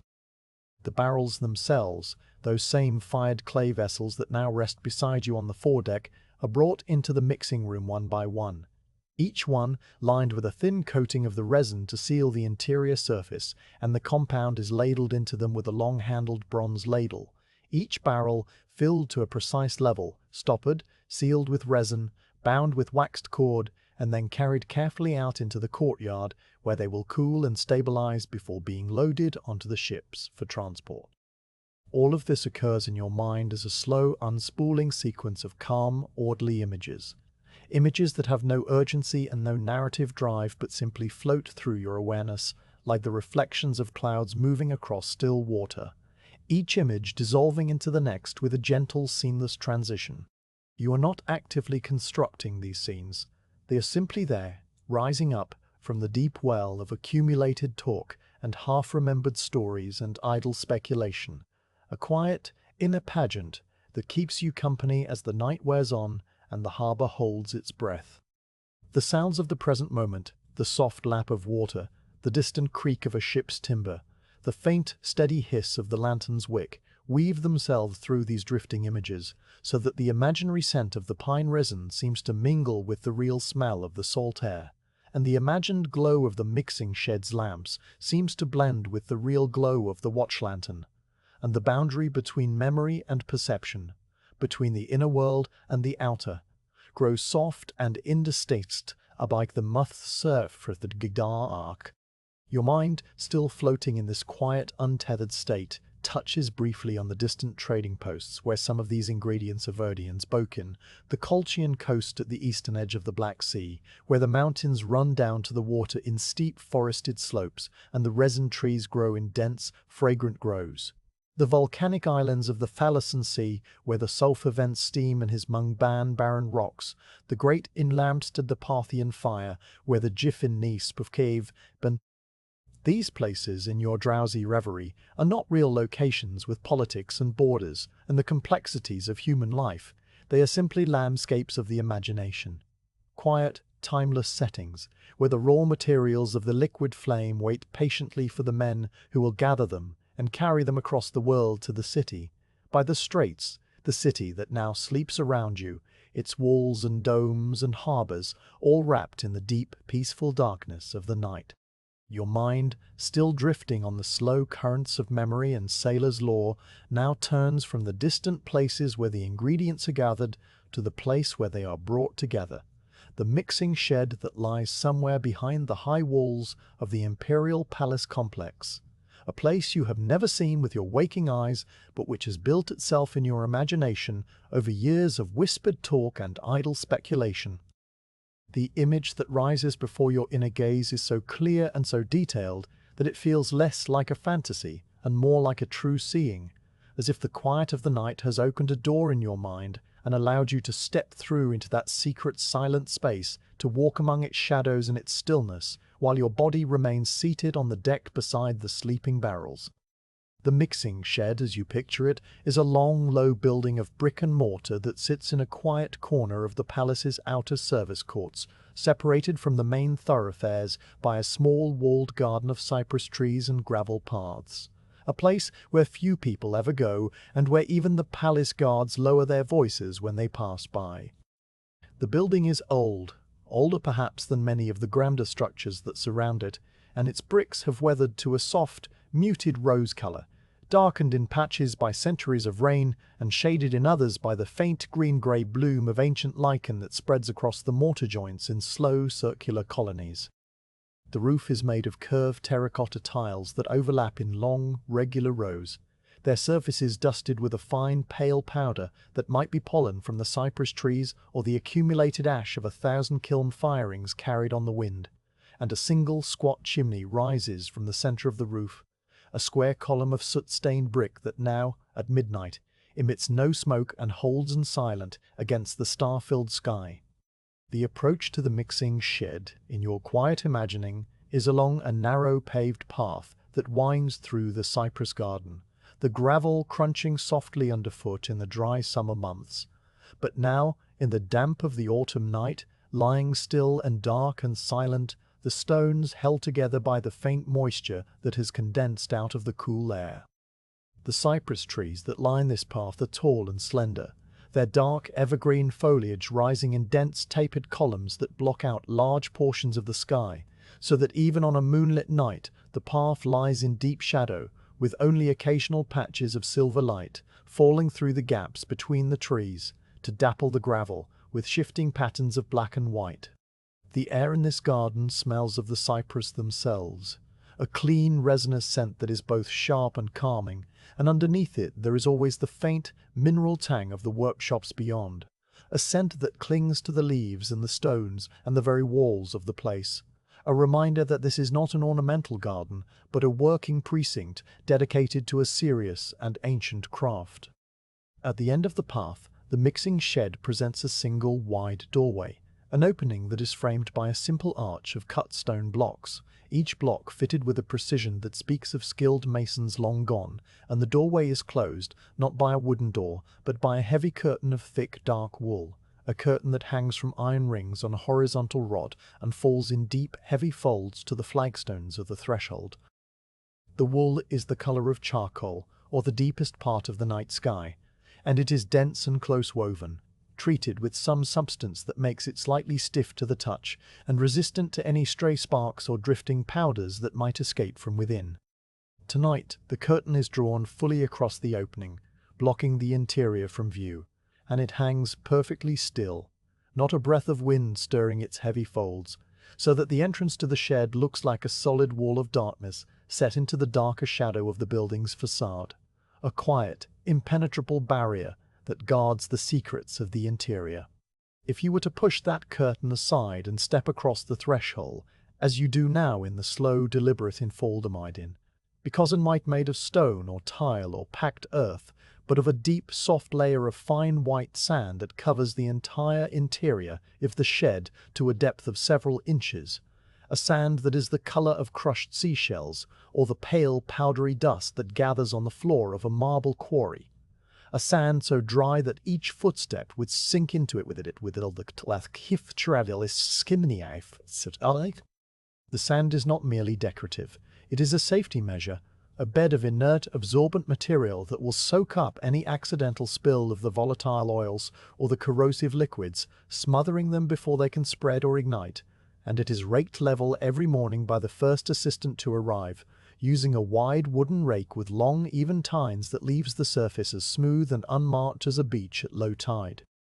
Tonight, the sand is perfectly still, its surface unbroken by any footprint, and it reflects the faint, silvery moonlight that enters through the high windows with a soft, diffuse glow, as if the floor itself is a pool of pale, luminous water, frozen in place.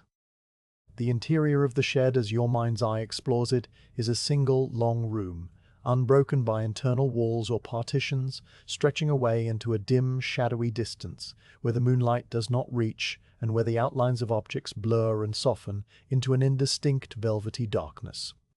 The ceiling is high, perhaps twice the height of a tall man, and it is supported by a series of sturdy wooden beams that run across the width of the room at regular intervals, their surfaces dark with age and smoke and the accumulated dust of many years, their grains still faintly visible in the places where the moonlight grazes them. Swirling patterns of dark brown and near black that twist and curl like frozen smoke. From these beams hang a variety of dried herbs, tied in small bundles with twists of twine and suspended upside down to keep their essential oils concentrated in their leaves. Herbs that you recognize from the sailors' tales as part of the compound's more secret ingredients. Sprigs of rosemary with their needle-like leaves now brittle and grey-green. Clusters of lavender, whose purple flowers have faded to a muted dusty violet. And bundles of a plant you do not know, at plainted cleed.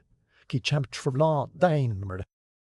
herbs hang absolutely motionless in the still air, their twine ties dark against the pale moonlight, and they seem to be waiting, patient and silent, for the day when they will be taken down and crumbled into the bronze cauldrons to lend their subtle volatile oils to the mixture.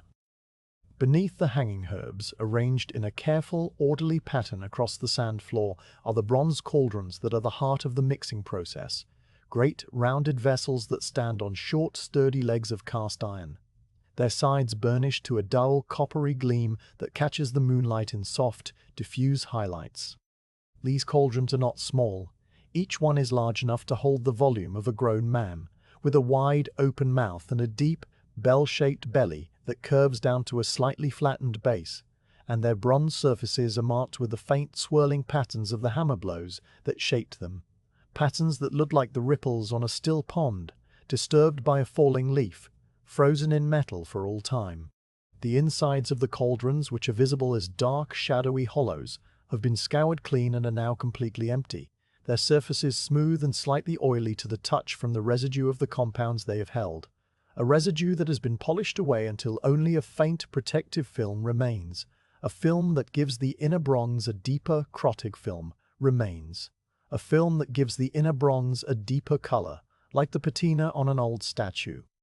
The cauldrons sit in a row, evenly spaced, their iron legs sunk slightly into the sand, and they look in the moonlight like a group of sleeping animals, rounded and solid and utterly at peace. Their great open mouths turned up toward the dark rafters as if they are dreaming of the fires that will one day be lit beneath them.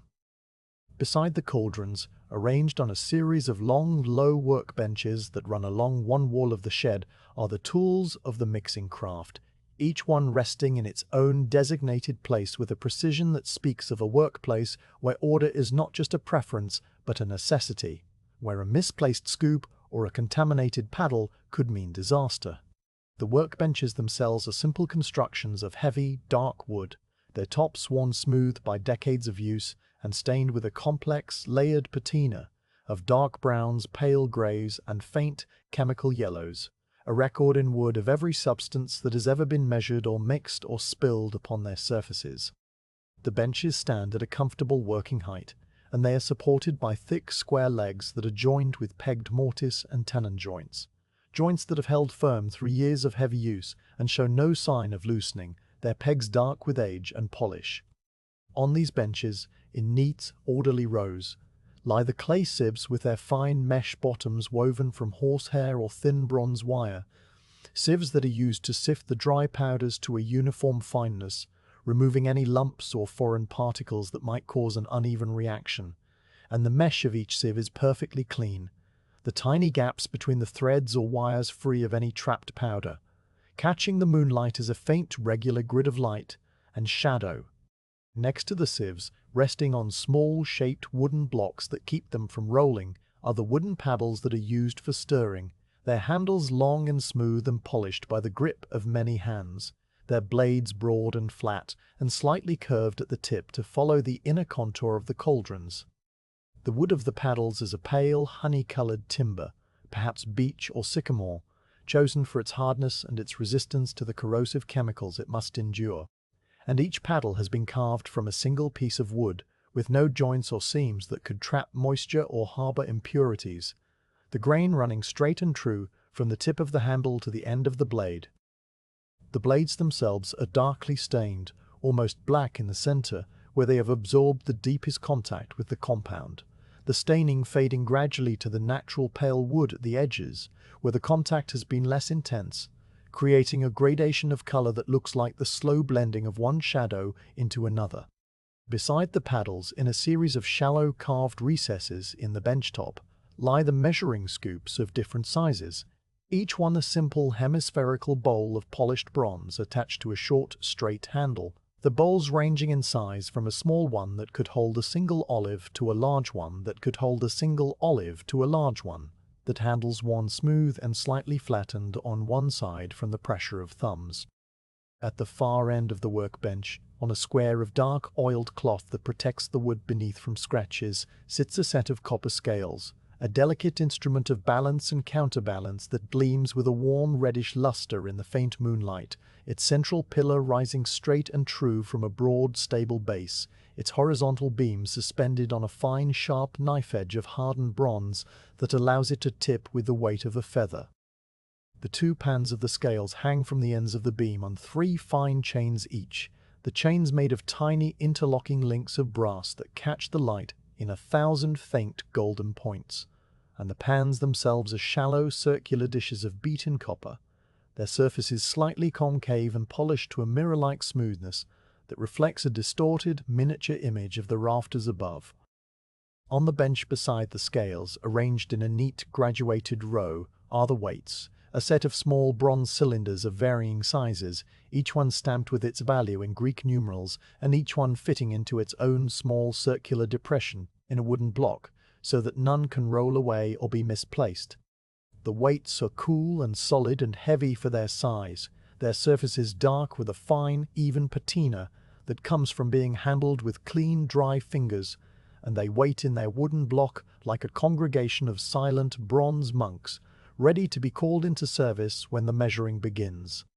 Along the opposite wall from the workbenches, your inner vision reveals a series of sturdy wooden shelves that stretch from the sand floor up to the level of the high windows, their planks thick and solid and darkened with age, their brackets simple triangles of iron hammered into shape by a smith's heavy hammer.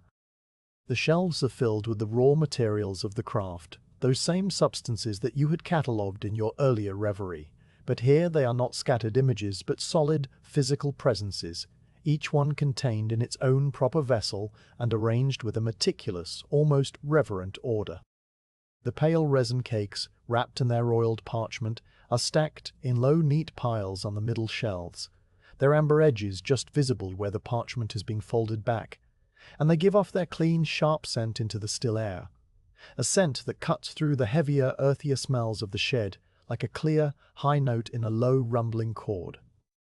The sealed jars of naphtha oil are placed on the lowest shelves, where the temperature is coolest and most stable, their clay bodies buried in shallow trays of damp sand that wicks away any excess heat, their stoppers sealed with a double layer of wax and linen, and their sides are marked with red-painted symbols that indicate their contents and their date of collection, symbols that glow faintly in the moonlight like the cryptic script of a forgotten language. The sulphur powder, in its glazed ceramic jars with their tight-fitting lids, occupies a shelf all to itself. The jars are brilliant sulphur yellow in color, glazed with a pigment that echoes the very substance they contain, and they sit on a tray of polished slate that can be easily removed and cleaned, because the sulphur dust has a way of escaping even the tightest seal and settling on every nearby surface in a fine, golden film. The quicklime, kept in its own separate, bone-dry chamber, is not visible here in the main room. The chamber is a small, windowless closet at the far end of the shed, its door made of heavy, close-fitting planks and sealed around its edges with a gasket of felted wool, a room within a room designed to keep out every trace of moisture from the humid harbour air. The door to this chamber is closed now, its surface dark and plain, and behind it, in absolute darkness, the quicklime waits in its sealed jars, white and powdery and intensely hungry, a substance of pure potential that will remain inert until the moment it is combined with the other ingredients and the whole compound is brought to life. You imagine the inside of that chamber as a place of stark, dry stillness, the air so devoid of moisture that it feels strange on the skin, the walls of bare brick without any plaster or paint, the floor of the same fine sand as the main room, but even drier, and the jars of quicklime sitting in a single, careful row along the back wall, their surfaces cool and smooth, their lids sealed with a thick wax-soaked cord that has never been broken. High up on the walls of the main room, just below the level of the rafters, are the windows that let in the moonlight, a series of narrow, rectangular openings that are barred with a lattice of wrought iron, each bar forged into a simple, square cross-section and set deeply into the brickwork, their surfaces painted with a thick, black coating that protects them from rust. The windows have no glass, for glass is expensive and the shed does not need to be kept warm, but they are fitted with heavy wooden shutters on the inside, shutters that are now folded back against the wall and hooked in place, their surfaces of dark weathered wood showing the same layered stains as the workbenches. Through these open windows, the moonlight pours into the shed in long, slanting shafts of pale silver-white light, shafts that cut through the darkness at a steep angle and fall upon the sand floor in elongated rectangles of cool illumination, each rectangle sharply defined at its edges, but soft and diffuse at its corners, where the light scatters off the fine, pale grains. The moonlight is bright enough to see by, but it is a strange, muted brightness that leaches the color from everything it touches, turning the warm bronze of the cauldrons to a cold grey-green, the dark wood of the benches to a deep charcoal black, and the pale sand of the floor to a shimmering ghostly white, so that the whole interior of the shed looks like a scene viewed through a thin veil of water, clear but slightly distorted, real but slightly dreamlike. In the very center of the shed, directly under the highest point of the roof and aligned with the chimney above, is the fire pit, a circular depression in the sand floor that is lined with a low, curving wall of fire brick, each brick a pale yellowish-white block that is rough to the touch and marked with the dark, scorched traces of past fires. The pit is perhaps 2 paces across, and its floor is a bed of fine grey ash that has been raked level and left to cool, ash that is so fine and so soft that it would drift into the air like smoke at the slightest breath, and scattered across this ash are a few small blackened fragments of charcoal, the last remnants of the last fire that was lit here, now cold and inert and silent.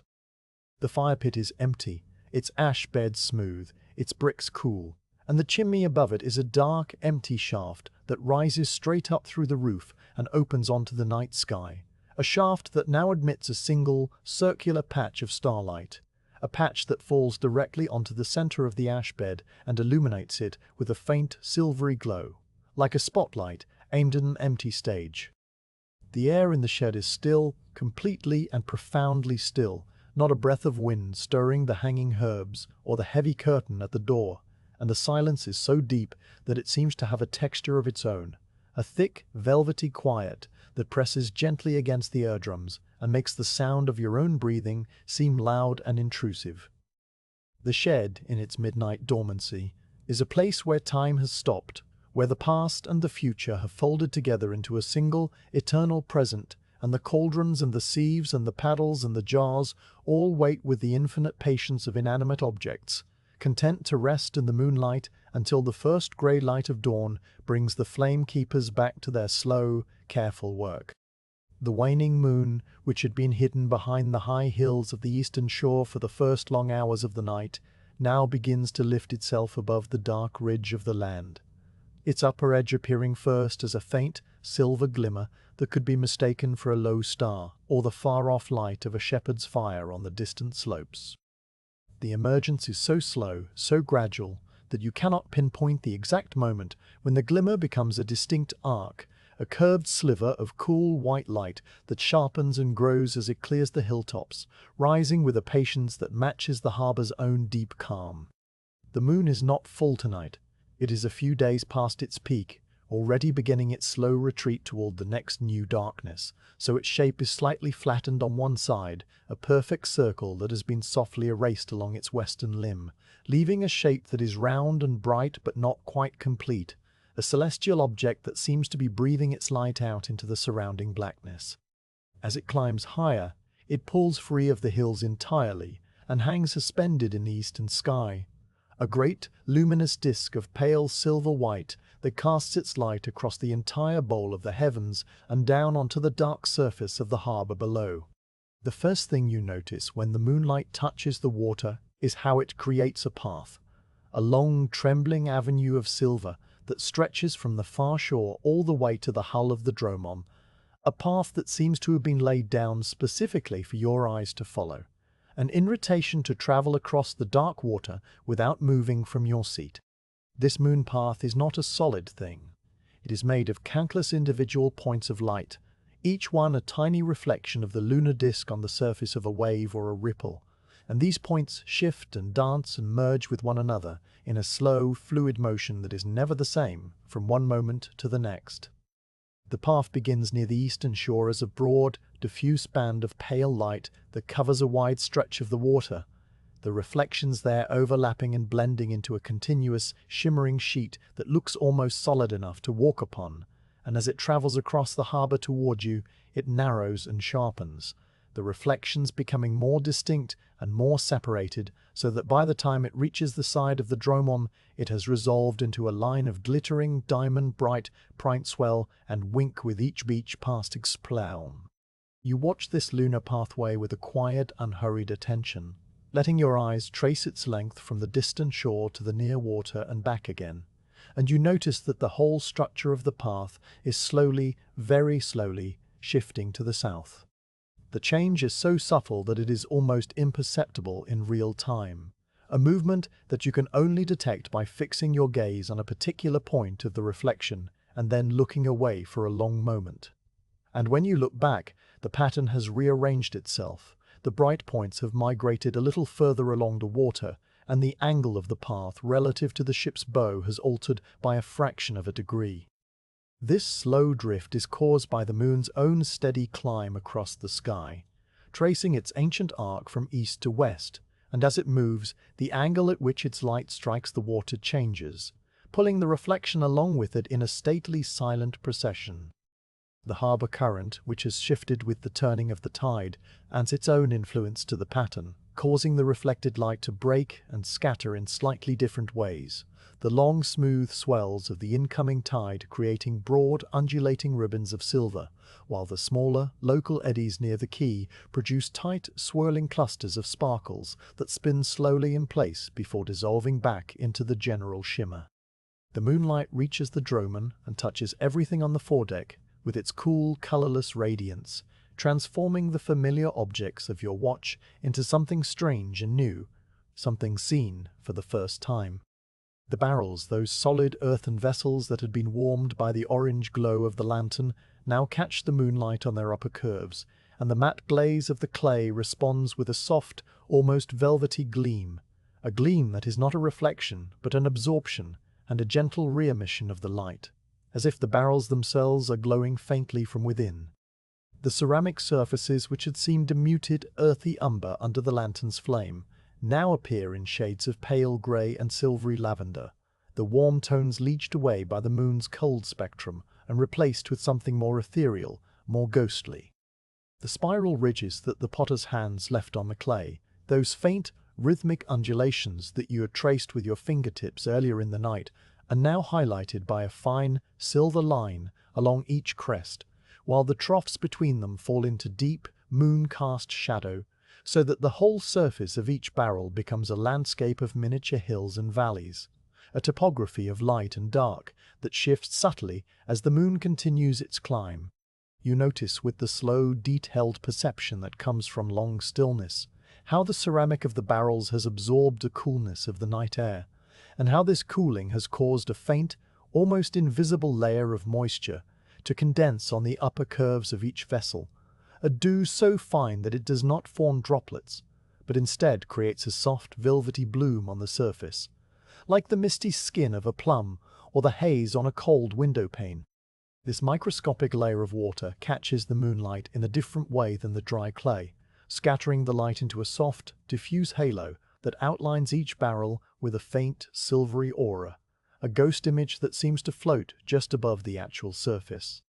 When you lean closer, you can see that the condensation is slightly thicker in the depressions of the spiral ridges, where the cooler air settles and lingers, creating thin, winding channels of increased mistiness that trace the potter's ancient pattern in a script of moisture and moonlight, a script that is as delicate as a breath and as temporary as the night itself. The sand in the wooden frame, that bed of fine, pale grains that cradles the barrels, has also been transformed by the moon's arrival. Under the lantern light, the sand had glowed with a warm golden sparkle, each grain catching the flame in a tiny point of honey-colored light. But now, under the moon, the sparkle has turned to a cold diamond-white glitter, a thousand points of frosty brilliance that seem to shiver with each slow breath of the ship's roll. The contrast between the moonlit sand and the shadowed portions of the frame, where the wooden sides block the light, is now very stark, a sharp division between silver and black, and this contrast makes the sand look even more luminous, as if it is generating its own internal light, rather than simply reflecting the moon's distant rays.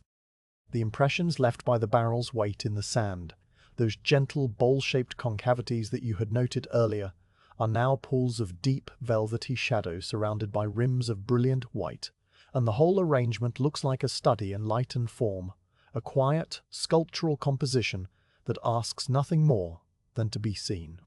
Your own hands, resting loosely in your lap, have also entered the moonlight, and you look down at them with the same detached curiosity that you have applied to the barrels and the sand and the water. The skin of your hands, weathered and darkened by years of sun and salt, appears pale and almost translucent in the lunar glow, the veins on the backs of your hands showing as faint blue-grey lines beneath the surface, and the calluses on your palms, those hard, thickened pads at the base of each finger, are picked out in precise, silvery detail, every line and wall and crease illuminated with a clarity that daylight never provides. The hairs on your forearms, bleached pale by the sun, but now just visible in the moonlight, stand slightly raised in the cool air, each one catching the light along its length and glowing with a faint, silvery sheen, like the finest threads of spun glass laid against your skin. You turn your hands over slowly, watching the play of light and shadow across the knuckles and the tendons, the way the moon catches the edge of each fingernail in a thin, bright crescent that echoes the shape of the moon itself, and this small personal observation feels as important and as peaceful as the great cosmic movements of the sky above. The harbour itself, now fully illuminated by the rising moon, has become a study in silver and black, and the thousand shades of grey that lie between them, a nocturne painted in a palette so reduced and so harmonious that it seems almost musical, a slow, visual melody played on the strings of light and water. The other vessels, which had been mere dark silhouettes against the slightly lighter darkness of the water, have now emerged from the obscurity with their details softly revealed,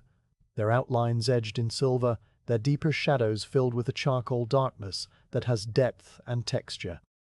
The grain transport off your port side, that heavy, laden ship that has been nodding its slow, ponderous nod all through the night, now shows the full curve of its tarred hull in a long, sweeping band of reflected moonlight, a band that follows the waterline and rises and falls with each passing swell, a line of silver that traces the ship like a slow, continuous brushstroke.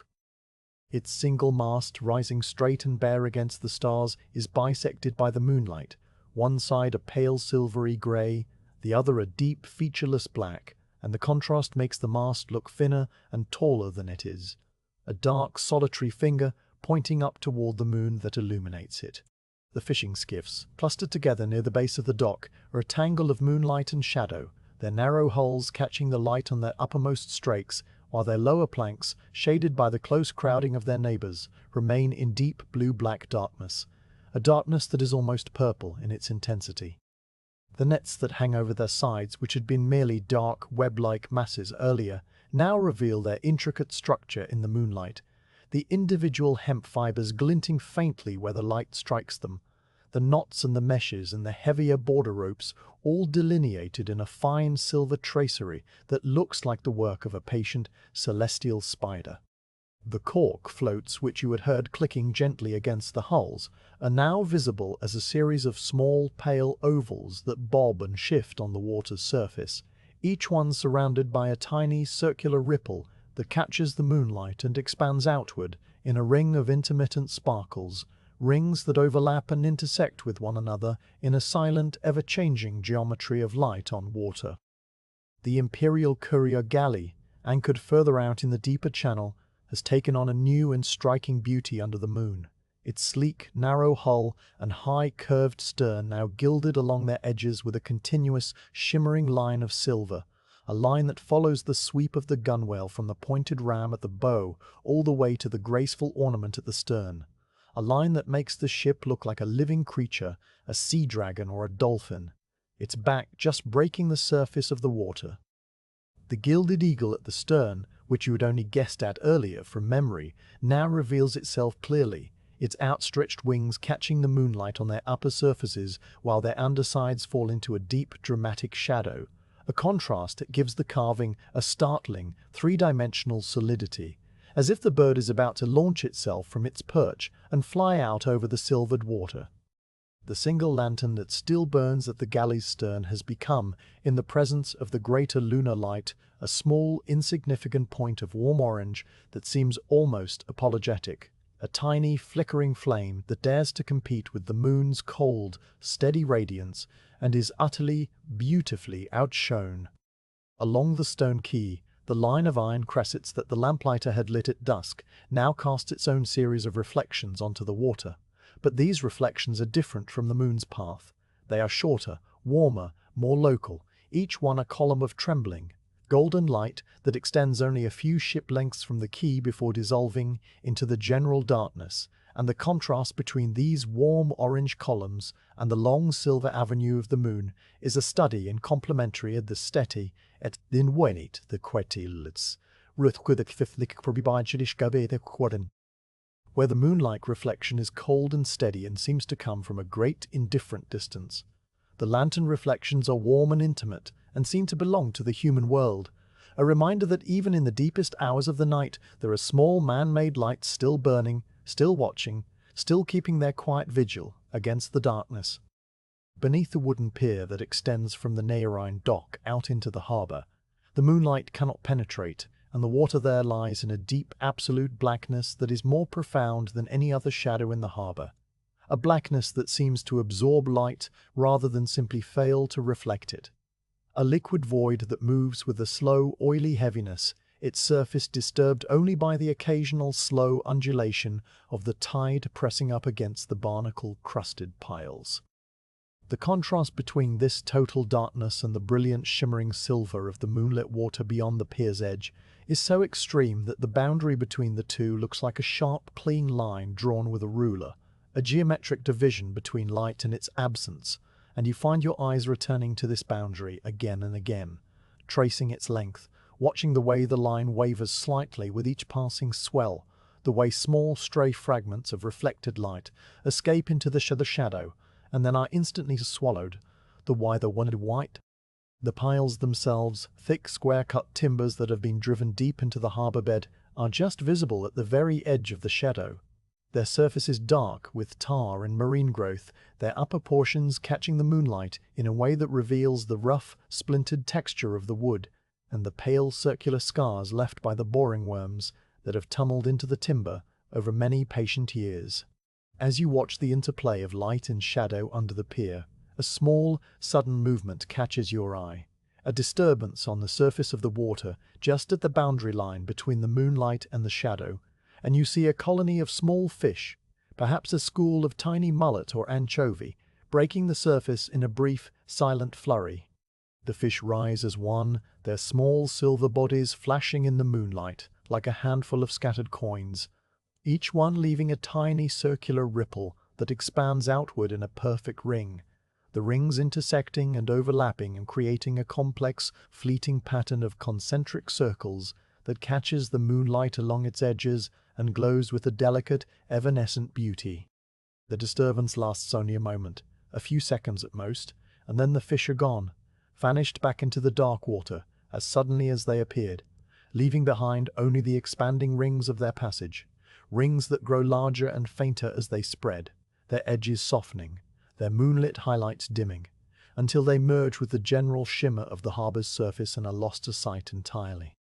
The water returns to its previous state of glassy calm, and the moment of tiny, flashing life is absorbed into the great, slow stillness of the night, as if it had never happened, leaving only the memory of those bright, scattered points of silver, a memory that you hold for a while and then gently release. The colour palette of the world, which during the day is a riot of blues and greens and the warm terracotta of the city walls, has now contracted to a minimal, almost monochromatic scheme, a scheme of black and silver and the faint, warm orange of the watch lantern that still burns beside you. Its small circle of golden light seeming now like a private, domestic sun in a universe otherwise ruled by the cold, distant moon. The black is not a single, uniform tone, but a spectrum of darknesses. The deep, velvety black of the shadows under the pier, the softer, slightly blue-tinted black of the open water beyond the moon path, the charcoal grey-black of the distant hills, and the absolute, featureless black of the ship's own hull where it blocks the moonlight from reaching the deck. The silver is equally varied, from the brilliant, almost white intensity of the moon's disk itself to the shimmering diamond-bright points of the reflection's core, to the softer, more diffuse silver of the secondary reflections that spread out across the harbour, to the faint, pearlescent sheen that edges the clouds that are now beginning to gather in thin, translucent layers high in the western sky. And the orange of the lantern is a single, steady note in this cool symphony, a note of warmth and humanity and presence, a note that anchors the whole composition to the ship and to the barrels and to you, the watcher, the quiet centre of this vast, silent, luminous night. Your eyelids, which have been growing heavier with each passing hour, now feel as if they are being gently pressed down by a soft, invisible weight, a weight that is not unpleasant but deeply, profoundly comforting, and you let them fall to half-mast, your lashes filtering the moonlight into a soft, blurred haze that makes the whole scene seem even more dreamlike, even more removed from the ordinary world of daylight and action. Through this half-lidded gaze, the moon path becomes a broad, diffuse wash of silver that merges with the dark water at its edges. The barrels become soft, rounded forms without sharp details, and the lantern flame becomes a warm, golden glow that pulses gently in time with your own slow heartbeat. A heartbeat that has now settled into a rhythm so deep and so steady that it feels like the heartbeat of the harbour itself, the slow basal pulse of the tide and the moon and the sleeping earth. The world has grown so still around you that the boundary between silence and sound has begun to soften, revealing a hidden layer of tiny continuous noises that had been there all along, masked by the louder preoccupations of the day, but now emerging into the quiet night like stars appearing after sunset. You turn your attention inward from the moonlit harbour and the distant silvered water, letting your awareness settle onto the Dromon itself, the ship that has carried you and the crew and the sleeping barrels through many miles of sea, and now rests beneath you with a living, breathing presence that expresses itself in 100 small, private utterances. The ship is not a silent object. It is a resonant body, a wooden instrument strung with ropes and braced with beams, and the night draws out its music note by note, a slow, arrhythmic symphony that plays on without audience or conductor, the sound of a vessel at peace with the water that holds it. The first and most constant of these sounds is the deep, woody creak of the hull timbers, a sound so pervasive and so regular that it has become a part of your own internal rhythm, something you would notice only if it stopped. This creaking is not a single note, but a complex chorus of many voices, each timber speaking in its own register according to its length and thickness and the particular stress it bears. The great keel that runs the length of the ship from stem to stern, a single, massive balk of oak hewn from a forest giant and shaped with adze and plane, emits a low, fundamental groan that you feel in the soles of your feet as much as you hear it, a sound that seems to come from the very centre of the ship's being, a deep, slow vibration that rises and falls with each passage of a swell under the hull. The frames, the curved ribs that spring upward from the keel like the bones of some enormous sea creature, add their own higher, sharper notes to the chorus. A series of short, dry clicks and ticks that sound almost like the cracking of knuckles, each one marking a minute adjustment in the ship's shape as it flexes to accommodate the gentle, relentless pressure of the water. The outer planking, the long, overlapping streaks of pine that form the skin of the hull, contributes a softer, more whispering layer to the symphony. A sound like the rustle of dry leaves or the distant murmur of wind through a stand of trees as each plank rubs infinitesimally against its neighbor with a friction so gentle it produces more a sensation than a noise. These structural sounds are not random. They follow a pattern dictated by the harbor's slow swell, a pattern that you have come to know as intimately as your own breathing. As the bow lifts to the incoming pulse, a particular sequence of creaks runs through the forward section, starting deep in the stem post and traveling aft along the stringers in a wave of sound. A soft, serial clicking like a line of dominoes falling in extreme slow motion, each click separated from the next by a long, silent interval, and then as the bow settles back down, the sequence reverses, the sounds traveling forward again in a different order, a backwards echo of the first passage. The mast step, the heavy, cross-shaped block of oak that supports the great mast and distributes its weight across the keel, utters a single, deeper protest each time the ship rolls to starboard, a muffled thump that you feel as a brief, dull vibration transmitted through the deck and into your seated body, a thump that is always followed, after a pause of several seconds, by a softer, answering thump as the ship rolls back to port and the weight shifts again. These paired thumps are as steady and as predictable as a slow heartbeat, and you have grown so accustomed to them that they no longer register as separate events. They are simply a part of the ship's ongoing, living presence, like the rise and fall of a sleeping chest. Beneath these structural voices, there is another layer of sound, quieter and more intimate. The sounds of the crew sleeping below deck in the cramped but secure berths that line the lower hold. The berths are simple wooden platforms built into the curve of the hull, each one just wide enough for a man to lie on his back with his arms at his sides, each one padded with a thin mattress of coarse linen stuffed with straw or wool scraps. And in these narrow, dark spaces, the other sailors of the Droman are deep in their own private sleeps, their bodies resting, their minds wandering through whatever dreams the sea sends them. The sounds of their sleep drift up through the deck planks, muffled and softened by the thickness of the wood, and they reach your ears as a quiet, continuous tapestry of human presence, a reassurance that you are not alone on this silent ship, that your watch is witnessed by the sleeping breath of your companions. The most prominent of these human sounds is the steady, rhythmic breathing of the men, a sound that blends together into a soft, collective respiration, a gentle tidal rise and fall of air that seems to echo the larger rhythm of the sea outside the hull. Each man breathes in his own pattern, some slow and deep and regular, others lighter and faster and more irregular, and these individual patterns overlap and interweave until they become a single, complex sound, a sound like the distant sighing of wind through a forest or the soft, continuous murmur of a small waterfall. Occasionally, a single breath will catch slightly, hesitate for a moment, and then resume its rhythm, a tiny variation that marks a shift in a sleeper's posture or a brief, fleeting dream disturbance, and then the pattern settles back into its steady, peaceful flow, the temporary interruption forgotten as soon as it passes.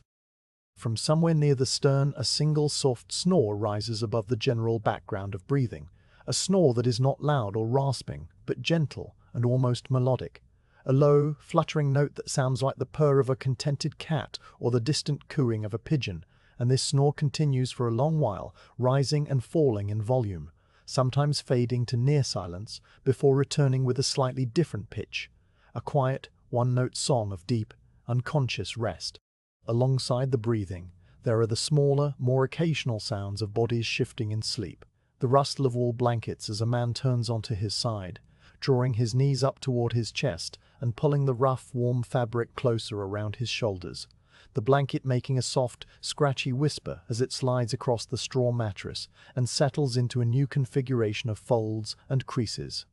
A barefoot, protruding from beneath a blanket, rubs briefly against the wooden side of a berth, making a faint, dry scuffing sound that is immediately swallowed by the darkness, and then the foot is withdrawn, and the sleeper settles into stillness once more.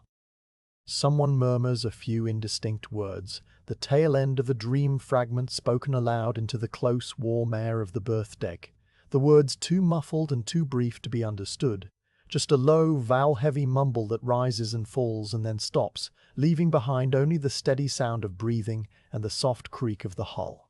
These small human noises are deeply comforting in their ordinariness. Their domesticity remind us that the ship is not just a machine of transport, but a home, a place where men eat and sleep and dream, a floating fragment of the land carried out onto the water. From the small cabin aft, where the captain sleeps in his narrow, private space behind a curtain of heavy canvas, comes a sound that is distinct from the crew's collective murmur, a sound that you recognize as the slow, regular scratch of a stylus on a wax tablet, a sound so faint that you might be imagining it, but so characteristic that you know it for what it is. The captain, a man of careful habits and meticulous records, must have woken briefly, perhaps to note some observation about the night or to record a thought that came to him in the edge of sleep, and now he sits by the small glow of his own lamp, the tablet balanced on his knee, the bronze stylus moving across the dark, smooth surface of the wax in short, precise strokes, each stroke making a tiny, dry scratching sound that is just barely audible through the planks. The scratching continues for a minute or two, a soft, rhythmic scritch that pauses occasionally as the captain considers his words, the stylus hovering above the wax, and then it resumes, the letters forming themselves into words, and the words into a line of tidy, compact script. Then the sound stops, replaced by the soft clink of the stylus being set down on a wooden shelf, the faint rustle of the tablet being put away, and the slow, heavy creak of the captain's berth as he settles back down into his blankets. A long, slow exhalation signaling his return to sleep. The cabin falls silent again, and the ship's quiet chorus continues without him. Now your attention drifts upward from the sounds below deck to the sounds above, the small private music of the rigging in the mast and the furled sail, all the apparatus of wind and motion that now rests idle and at peace. The great yard of the latent sail, a long tapered spar of polished pine that stretches across the ship at a diagonal, creaks softly in its sling as the ship rolls, a creak that is higher and thinner than the hull timber's deep groans, a sound like the bending of a fishing rod under a small weight, a sound like the bending of a fishing rod under a small weight, a sound of tension held in balance and released in tiny incremental amounts.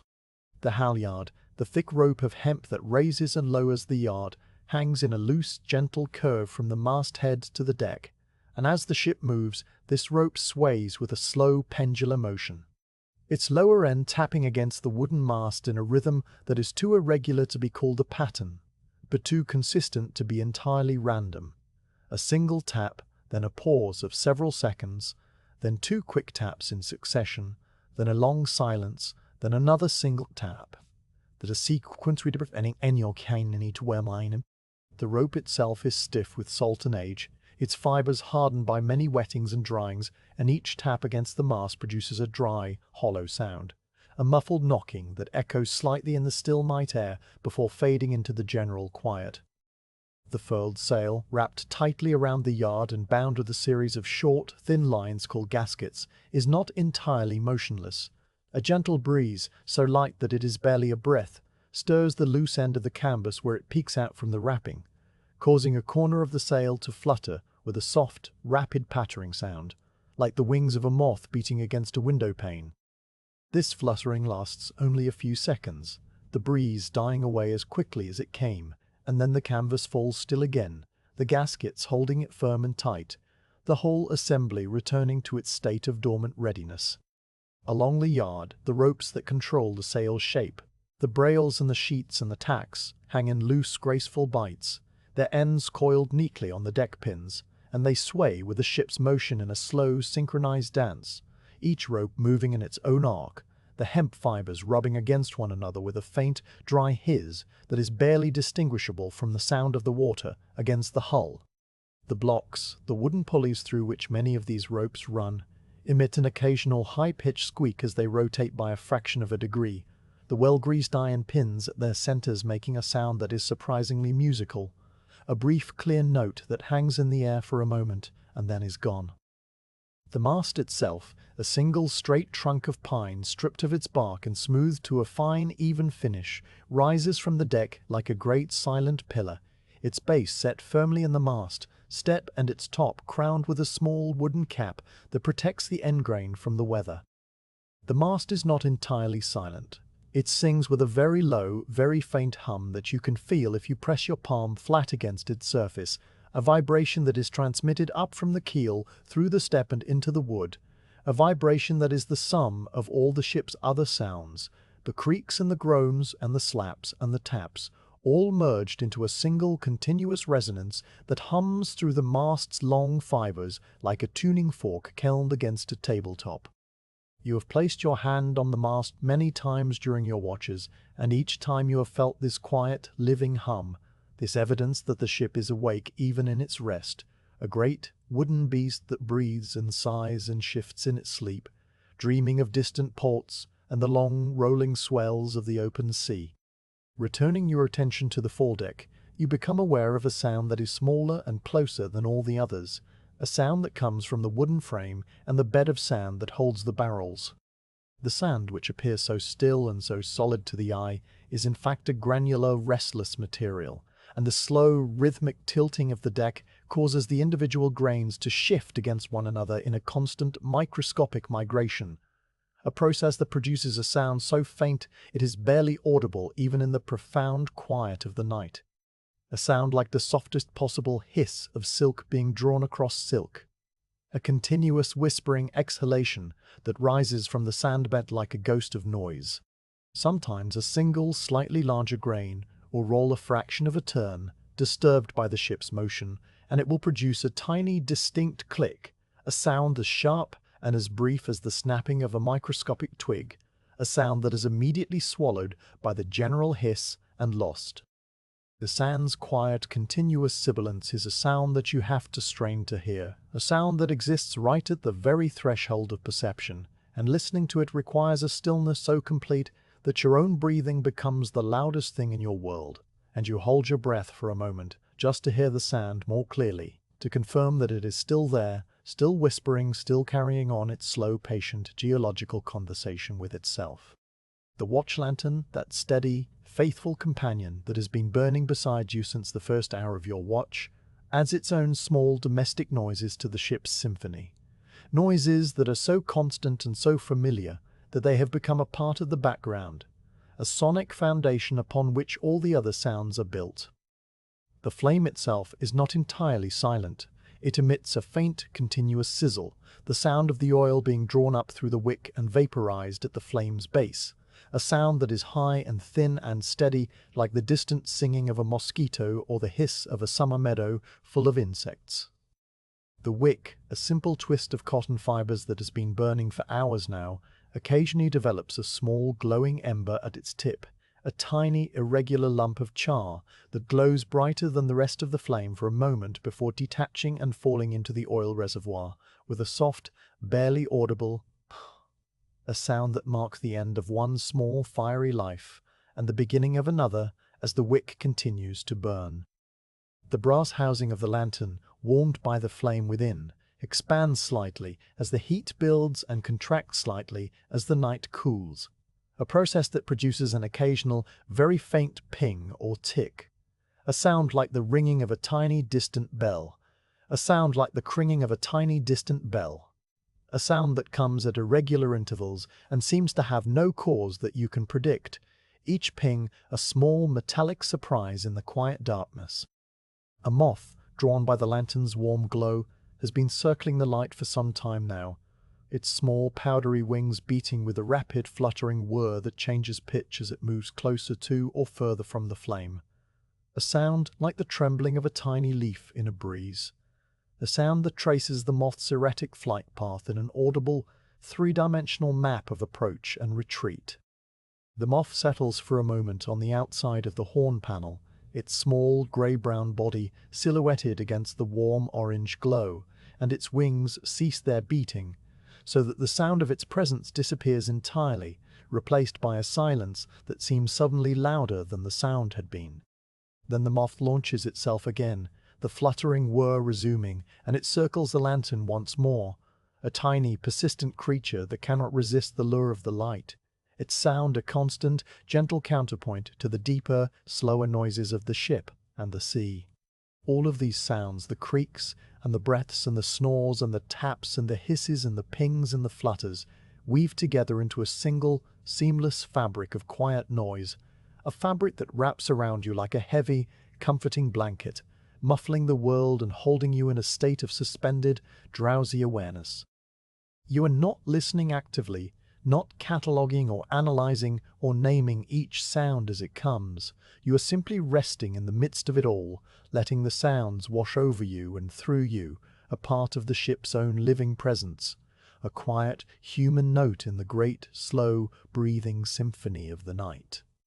Your eyes have grown so heavy now that they are almost closed. The lashes a dark, soft fringe that blurs the lantern light into a warm golden haze, and your breathing has slowed to match the rhythm of the sleeping crew. The slow, tidal rise and fall of air that is the most ancient and most peaceful sound of all. The sound of life resting, the sound of the world dreaming, the sound of a ship and its sailors held safe in the harbour's quiet embrace. Your body, after so many hours of stillness on the coil of rope beside the wooden frame, has become a part of the ship's own quiet architecture, a fixture as settled and as patient as the barrels themselves. And yet now, as the night moves through its deepest and most silent hour, you feel a small, gentle impulse stirring somewhere in the back of your awareness.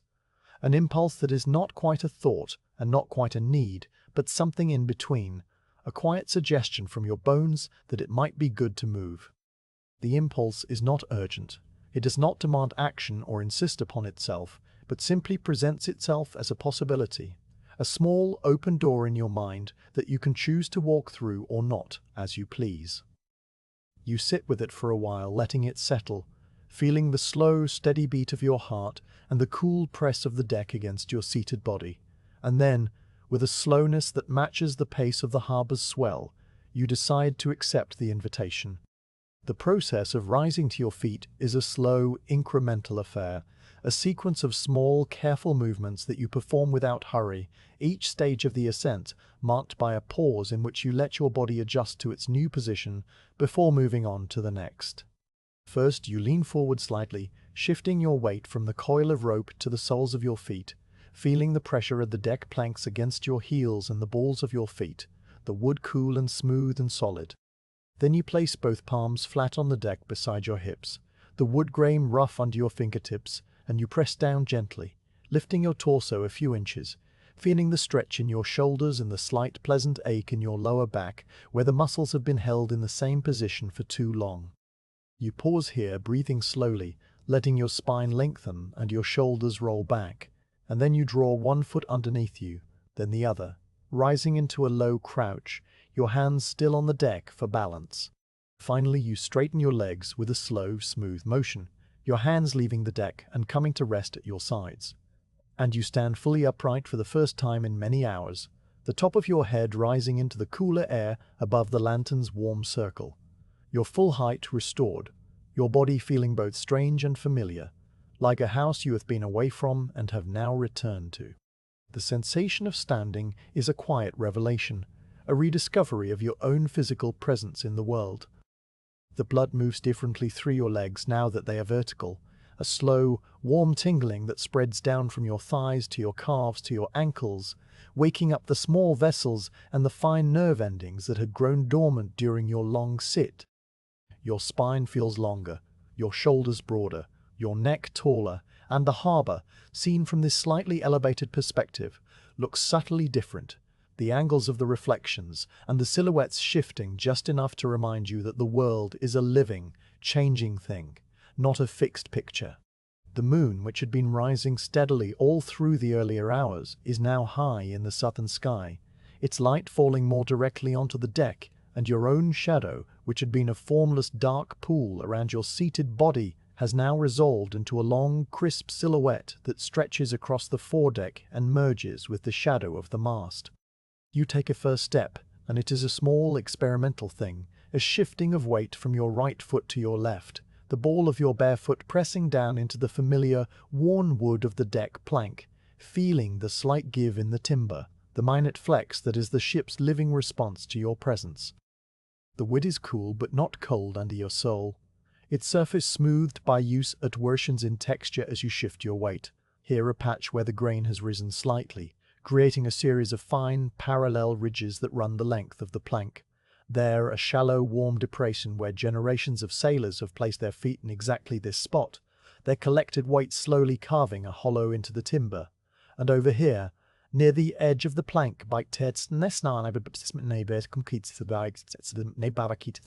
your bare feet read the deck like a blind man reading a familiar page, each texture and temperature and contour a word in a language you have known since your first days at sea. You begin to walk, and the walk is not a journey with a destination, but a slow meandering circuit of the ship's deck, a quiet exploration of the vessel that has been your home for many months and that still holds secrets and subtleties you have never noticed before, details that only reveal themselves in the profound stillness of the night watch, when there is no work to be done and no hurry to be anywhere, and the mind is free to attend to the small overlooked things of the world. Your route takes you first along the port side of the foredeck, past the wooden frame and the sleeping barrels, and you pause for a moment beside them, looking down at the row of rounded earthen forms that have been the center of your watch, your companions in the long, quiet hours. From this standing perspective, the barrels look smaller than they did when you were seated beside them, more compact, more self-contained, and the moonlight falls on them in a way that makes their surfaces seem to glow with a soft, internal luminescence, the fine web-like crackle of the glaze catching the light in 1,000 tiny silvery lines. You reach out and rest your hand on the nearest barrel for a moment, feeling its cool, solid presence under your palm. A small, silent greeting and a small, silent farewell. For you will return to your seat beside it soon enough. But for now, you are walking, and the barrel must continue its sleep without your company. From the barrels, you move toward the port rail, the low, solid bulwark that runs along the edge of the deck, its top capped with a smooth, rounded rail of a darker, harder wood than the deck planks, a wood that has been polished by countless hands gripping it in heavy seas and calm harbors alike. You place your hand on the rail and look out over the side of the ship, down at the dark water that laps gently against the hull, a few feet below, the surface of the water alive with the shifting, silver patterns of the moon's reflection, patterns that are different from this angle than they were from your seated position, the lines of light stretching away at a new slant, the bright points of the reflection's core aligning themselves in a slightly different geometry. The water, seen from directly above, is surprisingly clear in the moonlight, and you can see the faint, ghostly outline of the ship's own shadow stretching out to port, a dark, wavering shape on the water that moves with the same slow rhythm as the hull, a shadow that is populated by smaller, darting shadows, tiny fish, perhaps, or drifting fragments of seaweed, their forms vague and indistinct, their movements lazy and directionless. You continue your slow walk, moving now toward the bow where the two sides of the hull come together in a sharp upward curving point. The stem post rising from the water like the prow of some ancient sea-going creature, its surface sheathed in a protective layer of copper that has weathered over the years to a dark, mottled greenish-brown, the color of old bronze or the patina on a cathedral dome. The copper sheathing is held in place by rows of small, square-headed nails, each one driven flush with the surface, and now marked by a faint circular stain of verdigris that spreads outward from the nail head like a tiny green sunburst, and the whole surface of the sheathing is dimpled and rippled by the countless small impacts of waves and floating debris, and the steady, patient pressure of the sea. You reach the very apex of the bow and place both hands on the rail, looking out over the water ahead of the ship, the long, open channel of the Golden Horn stretching away into the darkness, its far shore a dim, low line of shadow against the star-filled sky, its nearer water a broad silver path laid down by the moon. The air here at the bow is slightly cooler than it was on the foredeck, and it carries a faint, fresh scent of the distant sea, a scent that speaks of open water and long voyages, and the clean, salt wind that blows across the Marmara from the Aegean beyond, and you breathe it in slowly, letting it fill your lungs and clear the last faint cobwebs of drowsiness from your mind. From the bow, you turn and begin to walk aft along the starboard side of the ship, a slow, measured progress that takes you past the ship's single mast, that great central pillar of pine that rises from its step in the keel, and passes through the deck in a tight, close-fitting collar of leather and tarred hemp, a collar that seals the opening against the sea, while allowing the mast to flex and move with the ship's working. You pause beside the mast and place your palm flat against its smooth, cool surface, feeling the quiet, humming vibration that you had sensed earlier, a vibration that is more pronounced here at the mast's base, where the full energy of the hull's movement is concentrated and transmitted upward, a deep, continuous thrum that you feel in your wrist and your forearm and all the way up to your shoulder. The mast, you realize, is the ship's spinal column, its central nerve, and the vibration it carries is the ship's own slow, sleeping thought, a wordless, continuous meditation on the sea and the sky and the patient passage of time. Moving on from the mast, you come to the ship's boat, a small sturdy skiff that is stowed upside down on a pair of wooden chocks just after the mast, its hull a dark, smooth curve against the deck, its oars and its small mast and its furled sail lashed securely to the thwarts beneath it. The boat is a simple, practical thing, built of light planks and designed for short trips to shore or for carrying a line to a dock, and in the moonlight it looks like a sleeping animal, a dark, rounded shape that is both compact and somehow expectant, as if it is waiting patiently for the moment when it will be lifted and launched and allowed to fulfill its purpose. You run your hand along the smooth, painted surface of its hull, feeling the cool, even texture of the paint. A paint that is a dark, muted blue in the daylight, but now appears as a deep, velvety black. A black that absorbs the moonlight rather than reflecting it, so that your hand seems to move across a surface of pure, liquid darkness. Past the boat, the deck narrows into a gangway that runs between the raised, box-like structures of the galley and the rope locker, a passage just wide enough for a single man to walk through without turning sideways, its floor made of the same worn, smooth planks as the rest of the deck, but its walls, such as they are, formed by the vertical planking of the two structures on either side. The galley is a tiny, cramped space, little more than a roofed alcove with a small raised hearth of fire brick and an assortment of clay pots and bronze pans hanging from hooks on the walls, and as you pass it, you catch the faint, lingering smell of the evening meal, a smell of stewed lentils and garlic and the charcoal of the cooking fire, a smell that is homely and comforting,